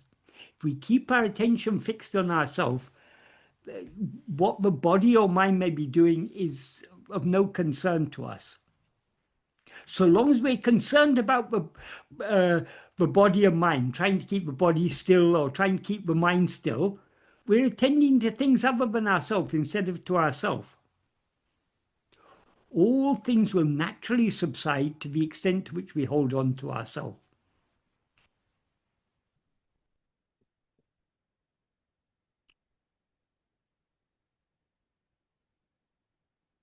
I think this is so when one gets attached to that which is happening in the world outside. Yes, and the nature of the mind is to be concerned about these things. When we hear about all these things, naturally our mind goes out towards that, but we slowly, so things have been happening in the world, wars have been coming and going, politics have been constantly changing. From thousands of years, these things have been going on. During Bhagavan's lifetime, there were 2 major world wars. So many things were happening. Yeah. But why do these? It's inevitable. This is the nature of the world. Wars have been there since the beginning of time. Conflict, politics, disease, accidents, disasters. These things have always been there and always will be there. This is the nature of samsara, the nature of embodied existence. So we slowly got to withdraw our mind from these things. We read the news. We read about the plane that crashed. It's a tragic thing, but what can we do about it? We read about the wars that are happening. What can we do about it? So allowing our, Bhagavan says, gives very nice advice in the 19th paragraph, the second last paragraph of Nana. Among other things there, he says, as far as, he says, it is not appropriate to let the mind dwell excessively on worldly matters. Yeah. We need to slowly wean our mind off its interest in other things. Yeah. Whatever happens, one day the one thing that is certain in this world, in terms of worldly things, is our own mortality. We're going to die one day. So why to concern ourselves so much with all these things? Yeah.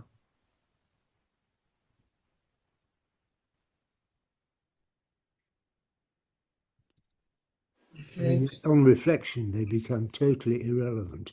On Yeah. reflection, that is. Yeah. Depending on where one is. Yes.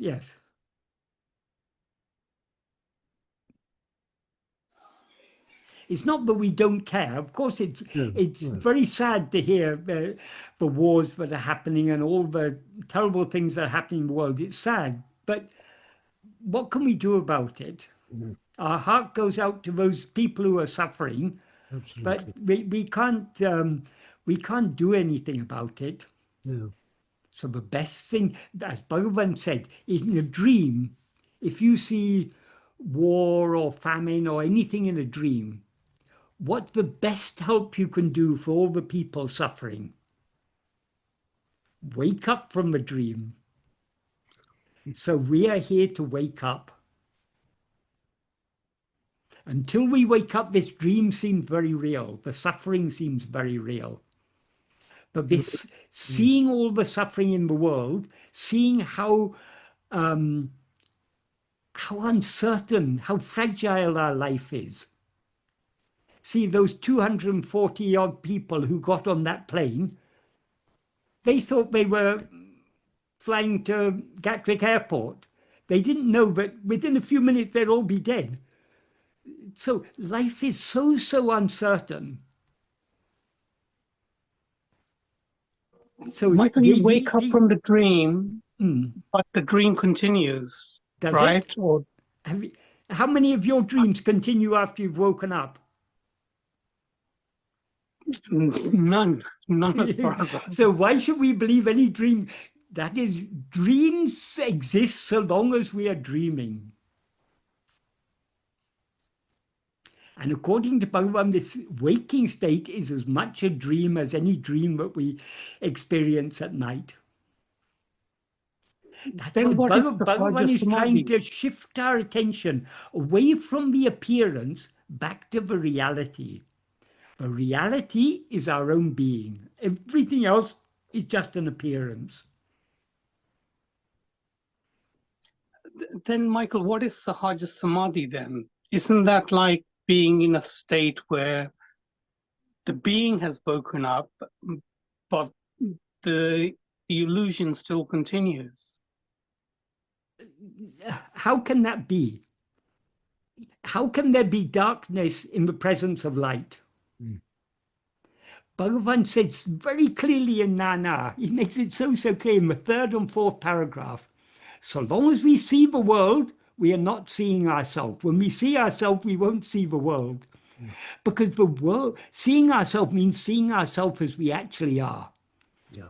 Because all this multiplicity is nothing but ourself. Ourself is one. We are seeing ourself the one as all this multiplicity. That means we're not seeing ourselves as we actually are. When we see ourselves as we actually are, we can't see all this multiplicity. Then who was it that was seeing through Bhagwan's eyes and answering all those questions?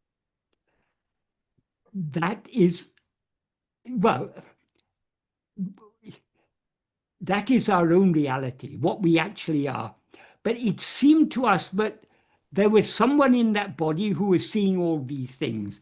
But Bhagavan said, oh, this body exists in whose view? Only in your view. But from the perspective of the Jnani, there is no mind, no body, no world. There is only pure being.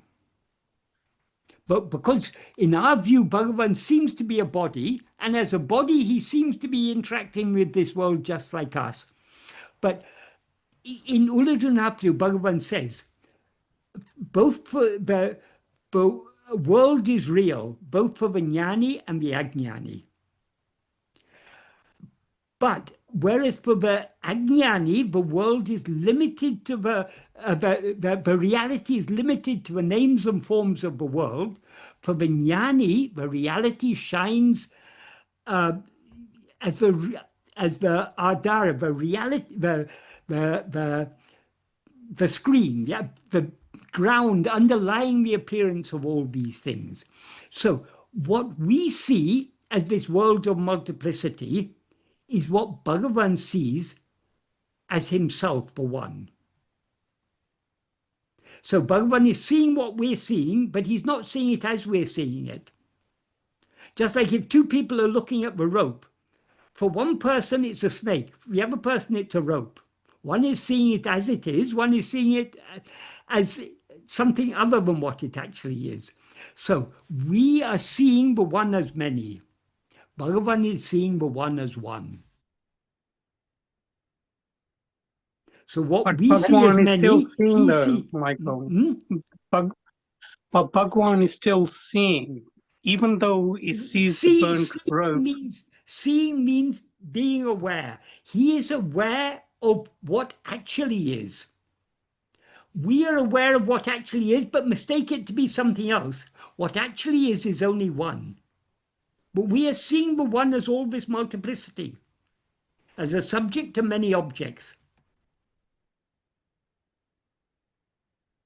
So we're seeing it as something other than it actually is, whereas Bhagavan is seeing it as it actually is. And we see Bhagavan as an object, which of course is... Yeah, exactly. Exactly. And he says in Uladunapti, verse 20, I think, seeing God without seeing oneself is seeing a manamaya mamkakshi, a mental vision. In our view, Bhagavan seems to be this body. Bhagavan himself said, I am not this body, I am that which is shining in the heart of all. That which is shining as awareness in the heart of all. We can So get just to end on that, this conversation, Michael, this last piece that you mentioned, you know, I feel the depth of what you're saying, you know, I feel that it is the truth, but it's not something that my mind can actually comprehend. Yes. The mind's power of comprehension is limited. If we want to, that is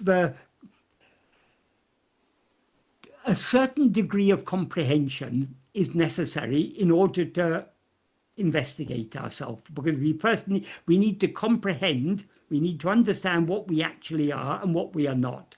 Because if we don't understand what we are and what we are not, we'll be investigating the wrong thing. So a certain amount of understanding is necessary, but we can never understand these things perfectly. As Bhagavan says, being alone is knowing. Only by being what we actually are can we know what we actually are. And when we know what we actually are, there will be no multiplicity. All this multiplicity appears only when we rise as ego. And when we gaze within, that cures it. Yeah, exactly.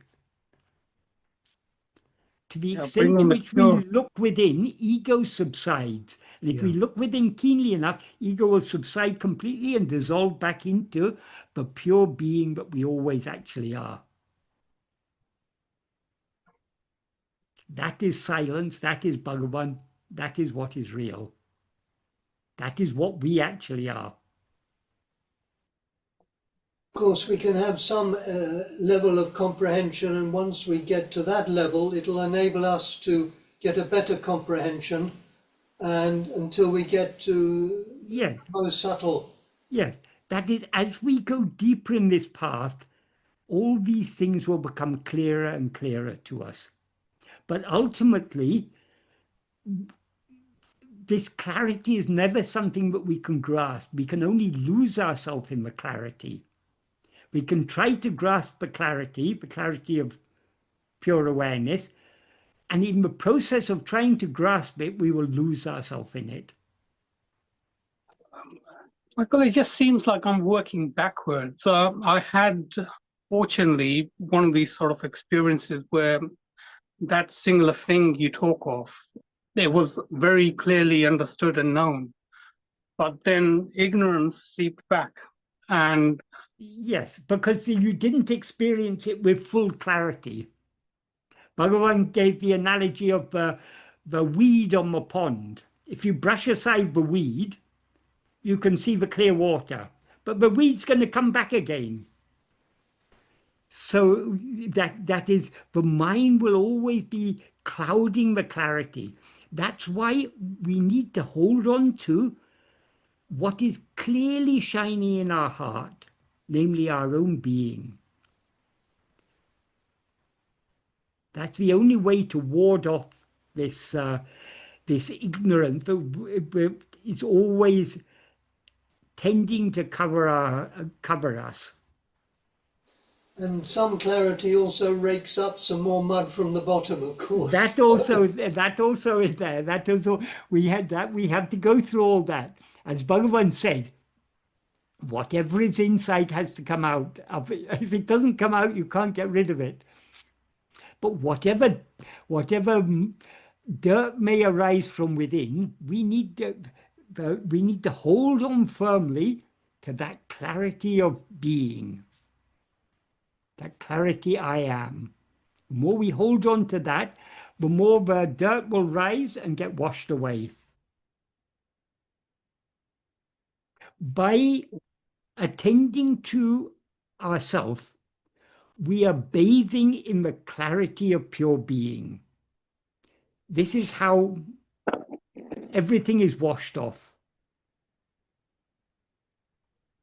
And as Michael say, I mean, as Bhagavan says, and this verse in Padigam, verse 6, be the honeybee that drinks the awareness of Aruṇācalam, or of pure awareness of I am, no? To be that honeybee, be the honeybee, yeah. we need to try to hold on to that awareness. Yes, that hold on. Awareness I am, which is Bhagavan. Yes.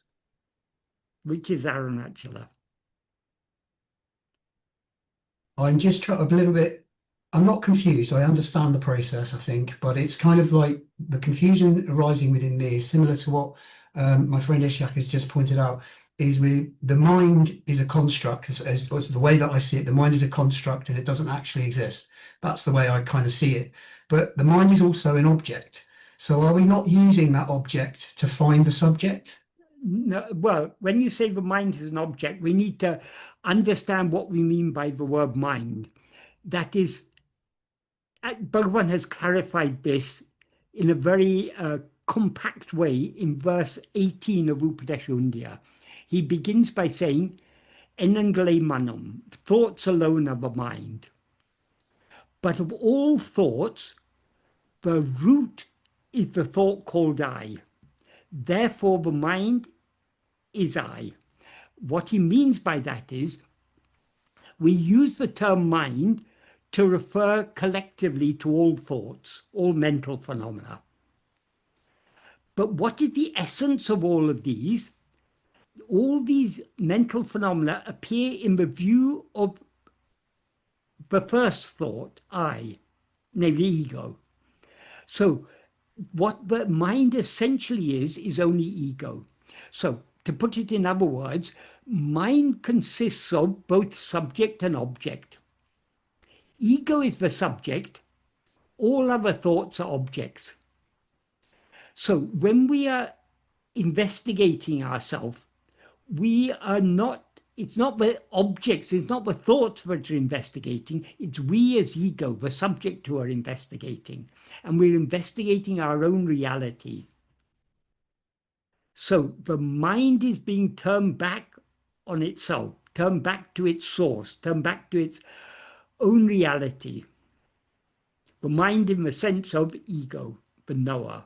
Yeah, you've cleared the ignorance again. Thank you, Michael. That's it's quite beautiful and eloquent the way that you put it, and it's I'm really glad I've come on today. It's just so the things are becoming clearer, and like you said, you get on the journey, you know, the things are going to become clearer, but we're going to get these muddy waters which are going to It'll always be coming, it'll always coming. That's the nature of the mind.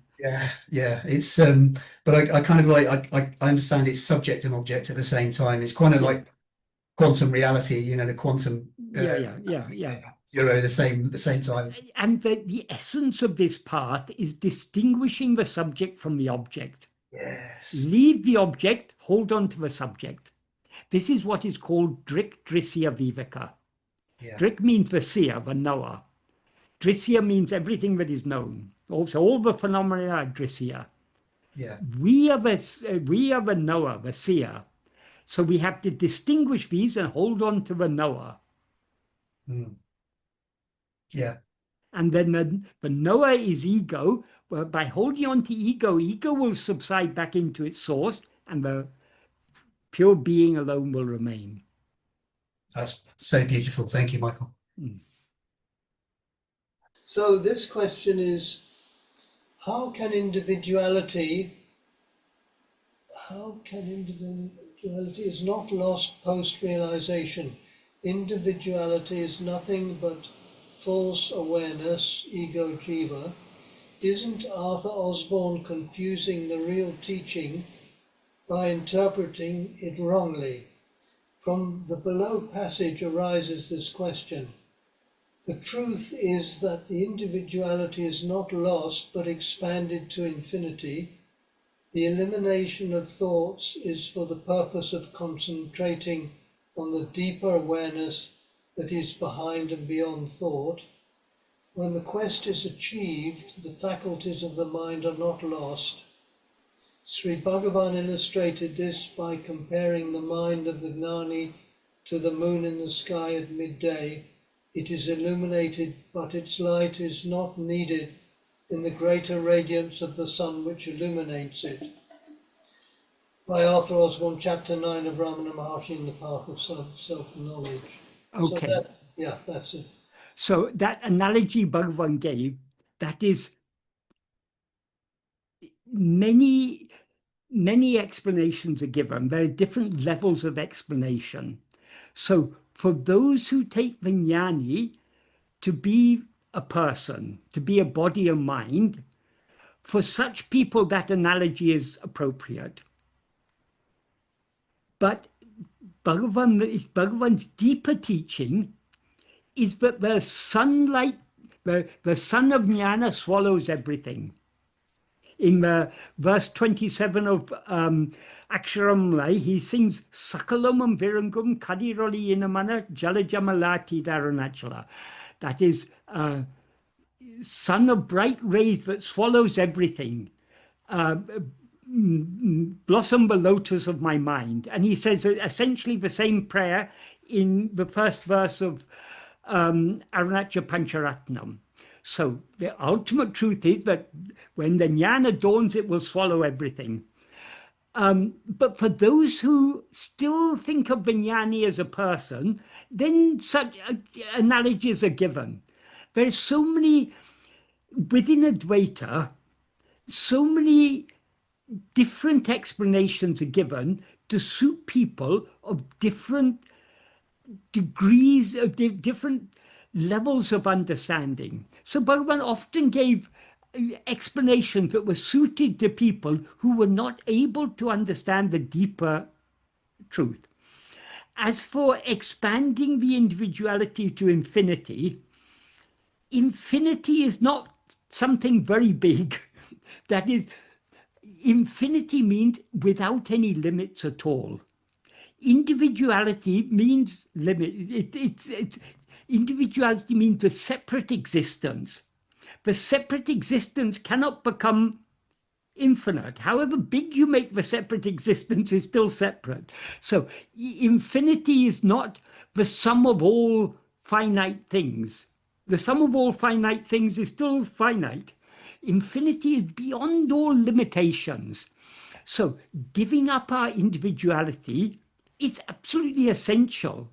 The individuality is, that is the sense of a separate existence is nothing but ego. It's ego that gives us this feeling of being something separate, because when we rise as ego, we identify ourselves as a body, and therefore we seem to be separate from all other things, and all other things seem to be separate from us. This is an illusion. So our aim is not to expand this separation. Our aim is to eradicate the separation by eradicating ego. So I don't know what Osborne's understanding was, but in there are places where he writes things that definitely don't seem to indicate a very deep understanding, let's say. Regarding his saying that we have to still the mind in order to see what we are or something, that is putting the cart before the horse. If we try to still the mind, we are focusing on the mind, not on ourselves. We need to, and whether the mind is still or active, we are always aware I am. So Bhagavan didn't ask us to try and tackle the mind. He asked us to hold on to ourselves. That is, we use the mind in the sense that the mind in the sense of our attention, we turn back within. So the mind, in the sense of ego, has to hold on to its own being. So we shouldn't be, as Bhagavan says in Nana, however many thoughts arise, so what? So our aim is not to still the mind. Our aim is to see what we actually are. If we look within, the mind will automatically subside and become quiet. But if we try to still the mind, hoping to see what we actually are, we're looking in the wrong direction. We're looking away from ourselves, of the mind. As Bhagavan says, however many thoughts arise, so what? As and when each thought arises, it's necessary to investigate to whom it arises. Now, what that means is, it's necessary to turn our attention away from whatever thought arises, back towards ourselves for one to whom it has appeared. If we keep our attention fixed on ourselves, the mind will automatically subside by itself. So yes, I agree that that passage doesn't show a very deep or clear understanding of Bhagavan's teachings.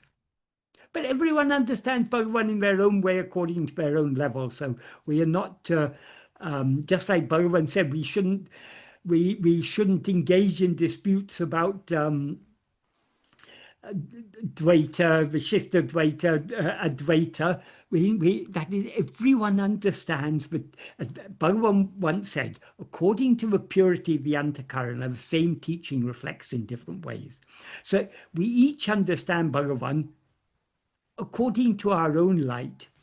So Osborne and others, they were all good devotees of Bhagavan, but each understood in their own way. And he was a writer, of course, he was a writer, and what he was writing was probably attractive for people beginning on the path, shall we say? Exactly. I mean, everyone, all the people who've written about Bhagavan all serve their purpose at an appropriate level. One problem is with Bhagavan's teachings, if we want to popularize it, if we want to make it appealing to more people, inevitably we have to dilute it. If we give it in an undiluted form, not many people are going to be attracted. So there are people who, I mean, but so many people have written about Bhagavan's teachings, have talked about Bhagavan's teachings, and are still doing so. But each one who comes to Bhagavan, we all may start by reading Osborne's books or this book or that book, but if we want to go deeper, then we have to go to Bhagavan's own writings and try to understand what Bhagavan himself is saying in his core teachings. But we each will inevitably understand in our own way. And if we're really following this path, our understanding will develop as time goes on. We'll gain a deeper and clearer understanding as we go on. So we're all at various different stages along the path.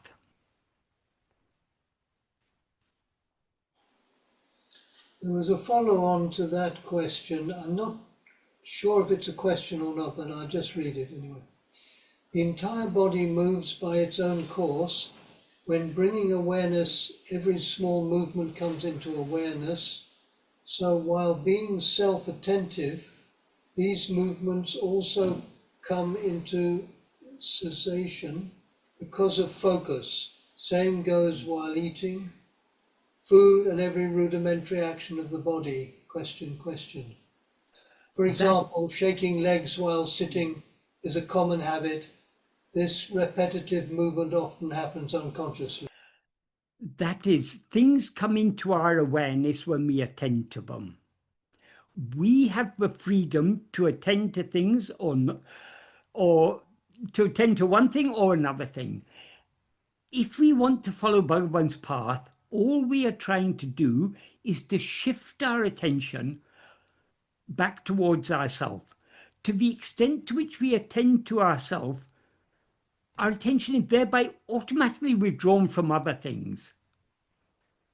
So we don't have to, as I said, we don't have to worry about the body or the world or anything else. We need to, as Bhagavan said, if you hold on to the real, the unreal will drop off its own accord. What is real is I am. Everything else, the mind, the body, the world, all these are unreal appearances. We just don't have to, we don't even have to try to ignore them. All we have to do is try to attend to ourselves. By attending to ourselves, we're automatically withdrawing our attention from them. We're automatically ignoring them. But if we try to ignore them, our attention is on them because we're trying to ignore them. So the only way to effectively ignore all these things is to attend to ourselves. The more we attend to ourselves, the more we will thereby be ignoring everything else.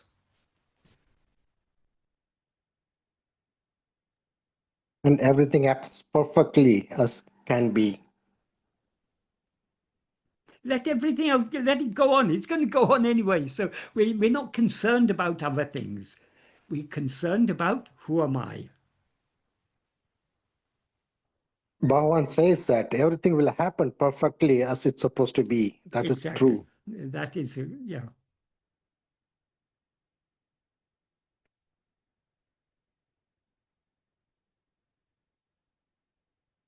You just have to look at that crash when one guy miraculously survived. It just happened. Yeah. It was the destiny of all those people on board. All were to die except for one person. That is, I mean, such things.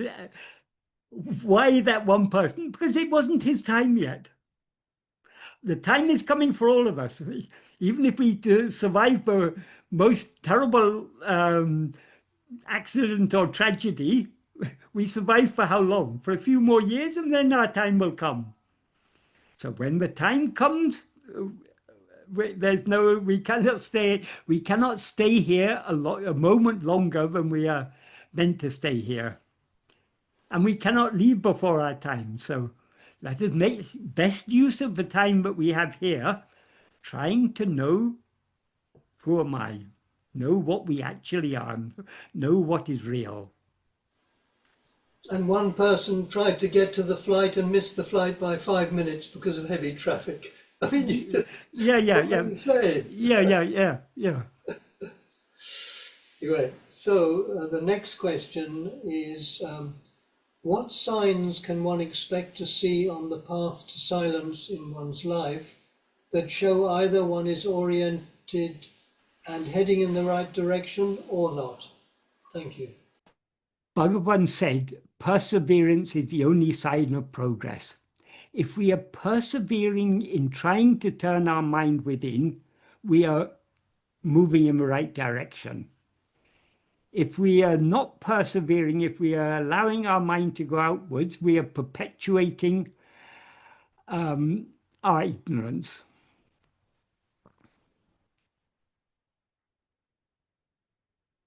But we shouldn't even be looking for signs. Signs are something other than ourselves. What we should be concerned about is not whether am I making progress or not. That thought shouldn't even occur to us. We should, who am I here and now? In other words, we should be attending to ourselves rather than attending to thoughts about am I making progress or not making progress. Michael, so thank you so much. That was the question for myself. Yes. And I hear what you're saying. I think that what you mentioned, that perseverance, Yes. it's there. I mean, it's still there 9 years after when we first met, when all this sort of kicked off. And it's not subsiding, it's still there. Yes. Once we get doubt creeps in. Sorry. I was just saying there's times where doubt sort of creeps in, and yeah. I know there's no answers. No answers has arrived yet. Yeah. But the doubt that sort of creeps in is am I wasting my time? Is there another shortcut that I could be leveraging instead of this? The shortest cut is a straight line, the direct path. If we want to know ourselves, what can be a more direct way of knowing ourselves than attending to ourselves? So this is the direct path. This is the shortest of all shortcuts. There cannot be a shorter cut than this. So we just have to persevere in following the path that Bhagavan has shown us. And such thoughts. We are all persevering to some extent, but I think if we're honest with ourselves, we'll all admit that our perseverance feels very inadequate. We feel we're not, however much we're doing it, we're not doing it enough. So we need to just keep on trying to the best of our ability. So long as we are making effort to turn within, we are certainly moving in the right direction. And as Bhagavan said, can I just say one thing? As Bhagavan said, no effort made in this path will ever go in vain. That is, every moment that we attend to ourselves is a step forward. But I'm beginning to even question this effort, Yes. I don't think I'm making the effort. It genuinely now feels like, that I was never the one that was actually the driving force behind this. Yes, that is true in a sense. Ultimately, it's grace that motivates us. But we we have to play our part. We have to try to the best of our ability. We have to, ultimately, it's not just our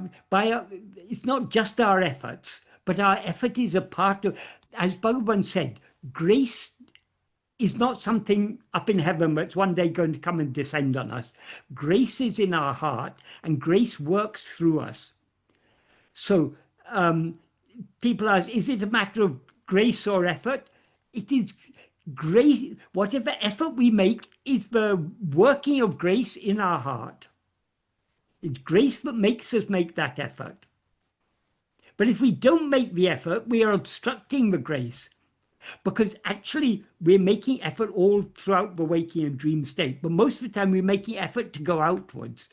So if we aren't making effort to go inwards, we're making effort to go outwards, which is taking us away from our goal. So we have to try our best to turn within. Leave everything else to grace. Grace will take care of everything. We just need to play our little role. As Bhagavan said, those who are caught in the glance of Guru's grace will certainly be saved and will never be forsaken. Nevertheless, it's necessary to follow unfailingly in the path according to the path shown by Guru in the 12th paragraph of Nana. So we need to play our little part by trying to turn within. Leave everything else to him. But even that little part that we're expected to play is an illusion, because you're not the one that's actually doing it, you know? Everything appears in that manner. Everything other than I am is an illusion. But so long as we're in this illusion, we need to be trying to make that effort to turn within. Making the effort to turn within, making the effort to hold on to that one thing which is not an illusion, but one thing that is real, namely our own being. It feels like no matter what I do, how much, I try to ignore all of this and get back into the world, so to speak, be career-orientated, world-orientated, and so forth. It always, something pulls me back to this. Yes, keeps pulling me back. Once we are drawn to this path, we can never get away. Even if we allow our mind to go here or there, sooner or later we're going to be pulled back. Grace is unfailing. Grace will certainly save us, but it saves us through our own efforts. What's the last thing that happens, when effort is no longer required? Effort is required. So long as we rise as ego, we need to make effort to hold on to our being. The effort is no longer required when ego has been swallowed by the grace. Grace means the light of pure awareness. And what happens at that moment? Nothing happens. That's the end of all happenings. Happening begins with the rising of ego and ends with the dissolution of ego.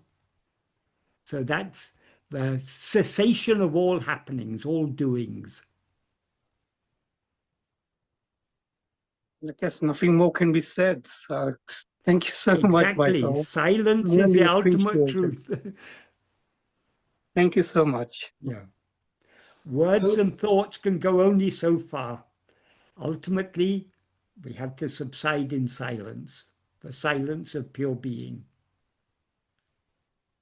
It is said, in relation to what you are saying about the difference between devotion to God in name and form and God within, that Ramakrishna's devotion to Kali, i.e. God in name and form, at the last stage became an impediment. Ramakrishna's own guru saw this and helped him go beyond this final hurdle, where his powerful devotion to Kali became a form of identification.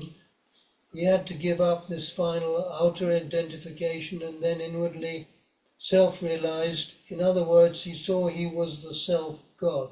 can you comment as to whether this is always the last stage before self-realization, that is renouncing this outer God as the very last form? It's not exactly a matter of renouncing the outer God. It's recognizing that that which appears in that outward form is what is always shining in the heart. It's ever, that is, the outward form appears and disappears, but what is shining in our heart is real. And what you say about Ramakrishna, yes, that is very illustrative.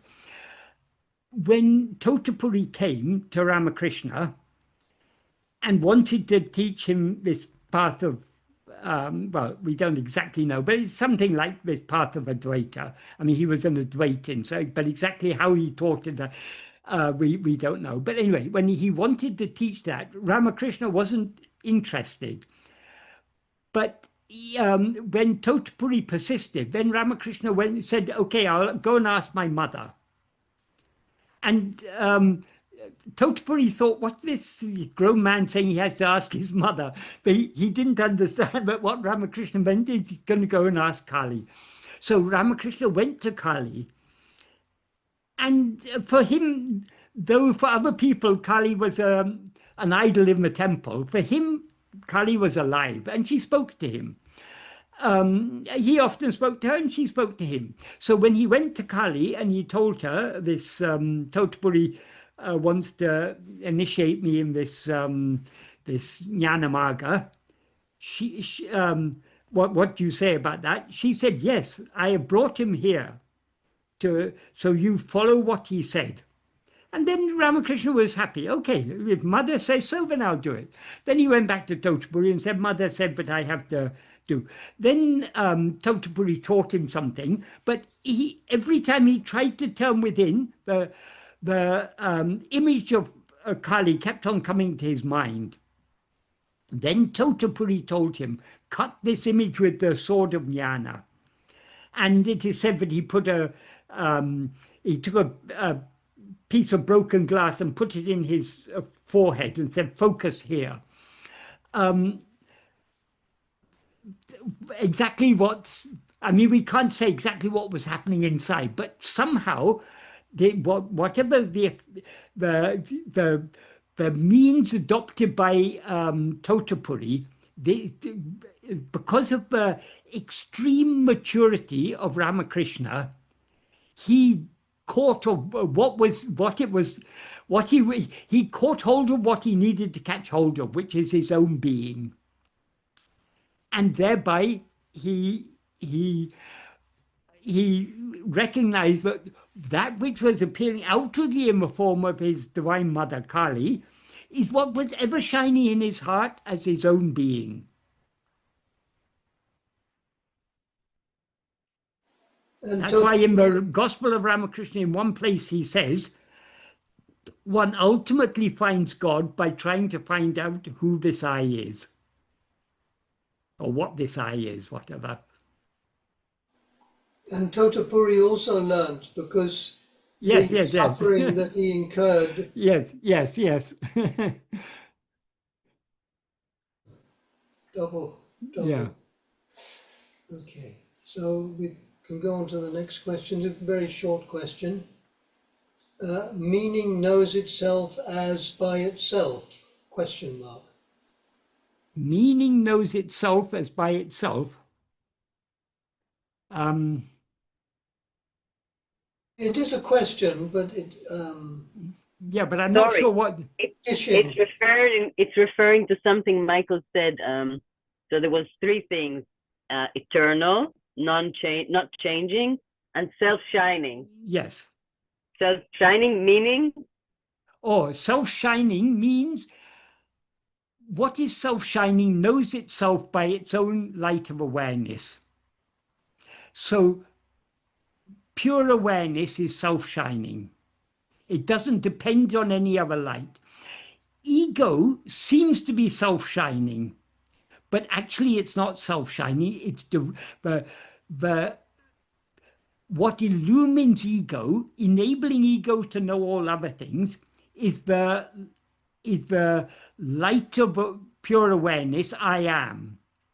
But ego is a conflation of this light of awareness, I am, and adjuncts. So ego as ego is said to be Chidabhasa. That's a semblance of awareness or a reflected awareness. It's not the original awareness. The original awareness is the pure awareness I am. But these are not two different awarenesses. That is, there's only one awareness, which is the pure awareness I am. When that one awareness is seemingly mixed and conflated with adjuncts, it is called ego. And it's only in the view of ego that all other things appear and disappear. So ego is not actually shining by its own light, it's shining by the light of its own reality, which is the pure awareness I am. Is that clear or? Yes, thank you. Right.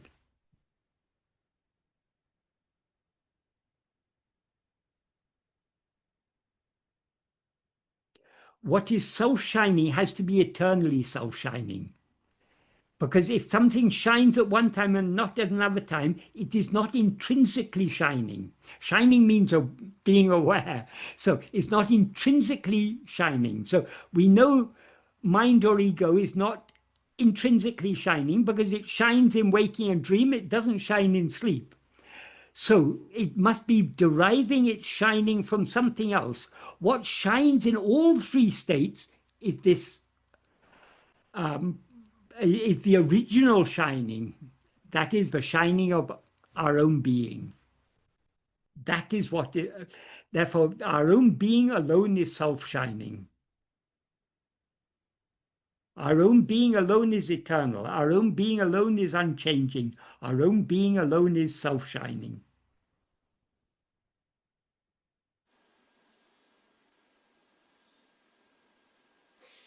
So, next question. Can you please ask Michael to speak on transgender? If we are not the body, does it matter if we want to change it or not? I do not identify very much with my own gender, but I'm afraid to do anything about it.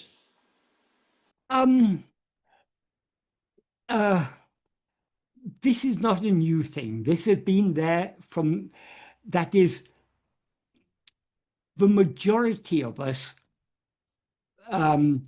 neatly fit into, or more or less neatly, to a greater or lesser extent, we fit into one gender or another. Most of us are either male or female. And we have physical features of the gender we belong to, and also emotionally and psychologically we identify with that gender. However, not everyone neatly fits into this two genders. So in India, from ancient times, they have recognized what is in Sanskrit called Tritiya Prakriti, the third gender. In Tamil, they're called Ali. Ali means what is neither wholly male nor wholly female. So this third gender, Ali, of course, there's not one type of that is between the two extremes of male and female. There's so many shades between. Some people, they identify themselves with the gender of their body, but they're homosexual. They're attracted to people of the same, they're not sexually attracted to the opposite gender, they're attracted to their own gender. So that means, in that sense, they're not typically male or typically female. There are people who actually, they have physical features of both male and female. Some people are born like that with certain. So there are so many different types in between, but they're all clubbed together. I mean, just a general term. The third gender is Tritiya Prakriti in Sanskrit, or Ali in Tamil. Bhagavan himself has used this word Ali in two verses. In Aruṇācala Navamanimalai, in the fourth verse, he ends by singing Pennan Aliyuru Nanna Oliyuru Anna Vennaham Nannaye.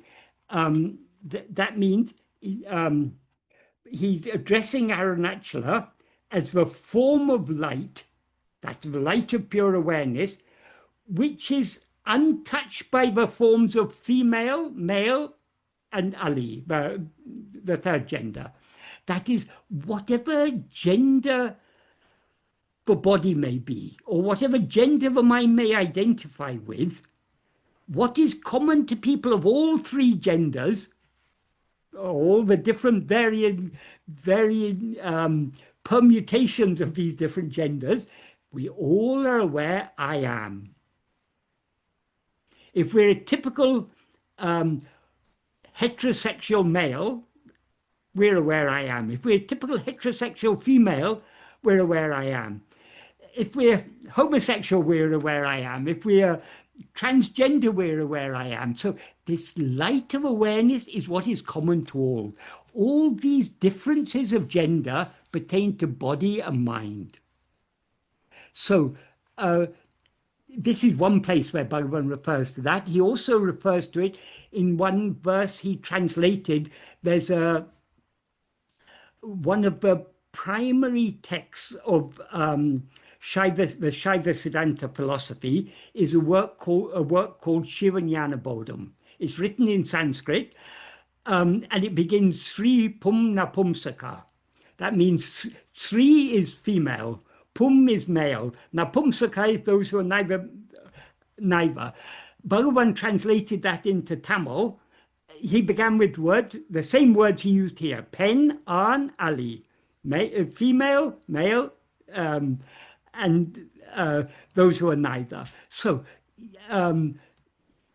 this has been recognized in India since ancient times. Anyone who, this idea that we all have to fit in two genders is a very very narrow view. Bhagavan took a broad view of these things. He knew that is, so long as we rise as ego, we experience differences. And there's no limit to the differences we experience. So not everyone neatly fits into one gender or another. So as from ancient times in India, Bhagavan also recognized that not everyone is wholly male or wholly female. Many people are somewhere in between. Infinite number of samskaras. That's where it comes from. Yeah. In samskaras generate into physical form ultimately. Yeah. Yeah. People make too much of these. These are this idea. This is unnatural. This is, of course, it's natural. Why should it necessarily be all fit into a binary gender? There's no logical reasons why it should be so.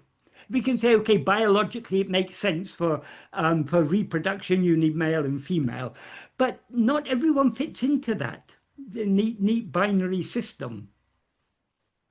So we just have to acknowledge the fact that people are different. People have not everyone necessarily feels at home in the gender that has been that their body seems to be assigned to. That's a clear sign how the mind works. It wants to divide and compare. Yes. But what is if we're following Bhagavan's path, it doesn't matter whether we're male, female, or somewhere in between. What matters is our aim is to give up the identification. So whether we are aware of ourselves as I am a man, I'm a woman, I'm somewhere in between, it doesn't matter. What matters is what is common to all is I am. That is what is real. All these differences are unreal.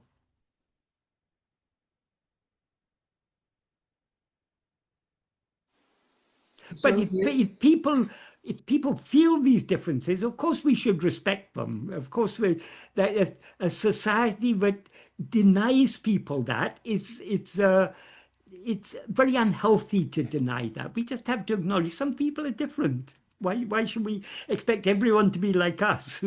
It's unreasonable.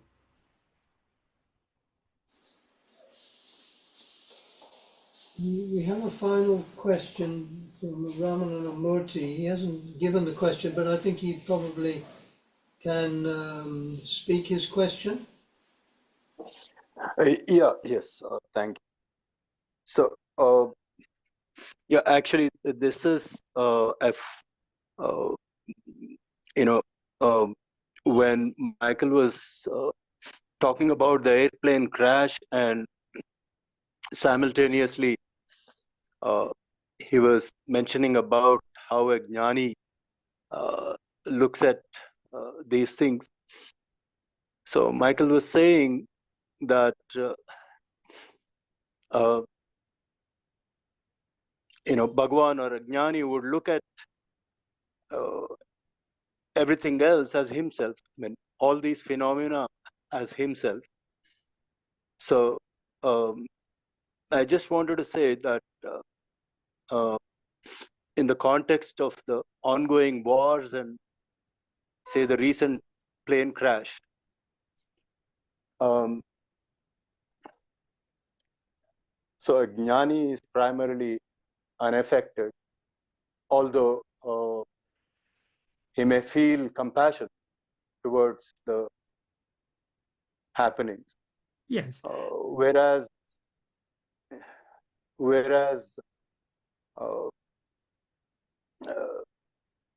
someone conscious of the body, mind, will be affected. I mean, as most of us are. Yeah, yes. I mean, and there would be suffering. So yes. So that's all I wanted to say. Yeah, but these things tend to affect us to the extent that they're close to us. Supposing one of our friends or relatives was on that plane, we would be more affected by it than the fact that we've heard about it in the news. Supposing one of our friends or relatives was caught up in a war situation, we would be more affected by it. So, but if we have a naturally kind and caring disposition, it pains us to see suffering, whether human suffering or the suffering of other animals. It's painful for us to see the suffering. So yes, naturally, when we hear about these wars that are happening, and in these wars, it's so often, I mean, there's so many wars happening in Iraq. I mean, sorry, in Ukraine, in Gaza, in bombs are flying between Iran and Israel. Innocent people get killed. Things are happening in Sudan, in so many places there are wars and conflicts and going on. People are suffering. It's painful for us to see these things, to hear about these things, but this is the nature of this embodied life. Sooner or later, we're all going to die, and before we die, we don't know what diseases or what situations we're going to get caught in, what accidents may occur. This is just the nature of embodied existence. During Bhagavan's lifetime, two of the probably the two most major wars that have ever occurred during Bhagavan's lifetime: the First World War and Second World War. So this is just the nature of the world we live in. These wars, accidents, tragedies, pandemics, famines, all these things this is just, this material body is very fragile. And when the end is going to come, or how the end is going to come, none of us know. But one thing we all know, we're all going to die one day. So we should recognize that identifying this body as I is a recipe for disaster, so a recipe for misery. So if we are wise, we will be drawn to Bhagavan's path and will try our best to follow what he has taught us in order to put an end to this identification, I am this body. That is the only way we can safeguard ourselves from all these inevitable things that are going to happen to a body sooner or later. And according to Bhagavan's teachings, whether it's a war or the plane crash, it all they're actually dreams in the waking state. Yes, it's all a dream. Maybe. And what happens in the dream is what is ordained according to prarabdha. So whatever anyone experiences is the fruit of karmas they've done in the past. But not just random fruit of random karmas. The divine grace selects which fruit are appropriate for which action, and when, where, and how we should experience those fruit. So the prarabdha is allotted to us in such a way that will be most conducive to our spiritual development. Thank you so much, Michael. Yeah. Thank you. I think that's it now, Michael. Okay, perfect timing. Yes, yes. You'd like to do the mantra for us? Oh, yes, yes. Om Namo Bhagavate Śrī Aruṇācala Ramanaya. Om Namo Bhagavate Śrī Aruṇācala Ramanaya. Om Namo Bhagavate Śrī Aruṇācala Ramanaya.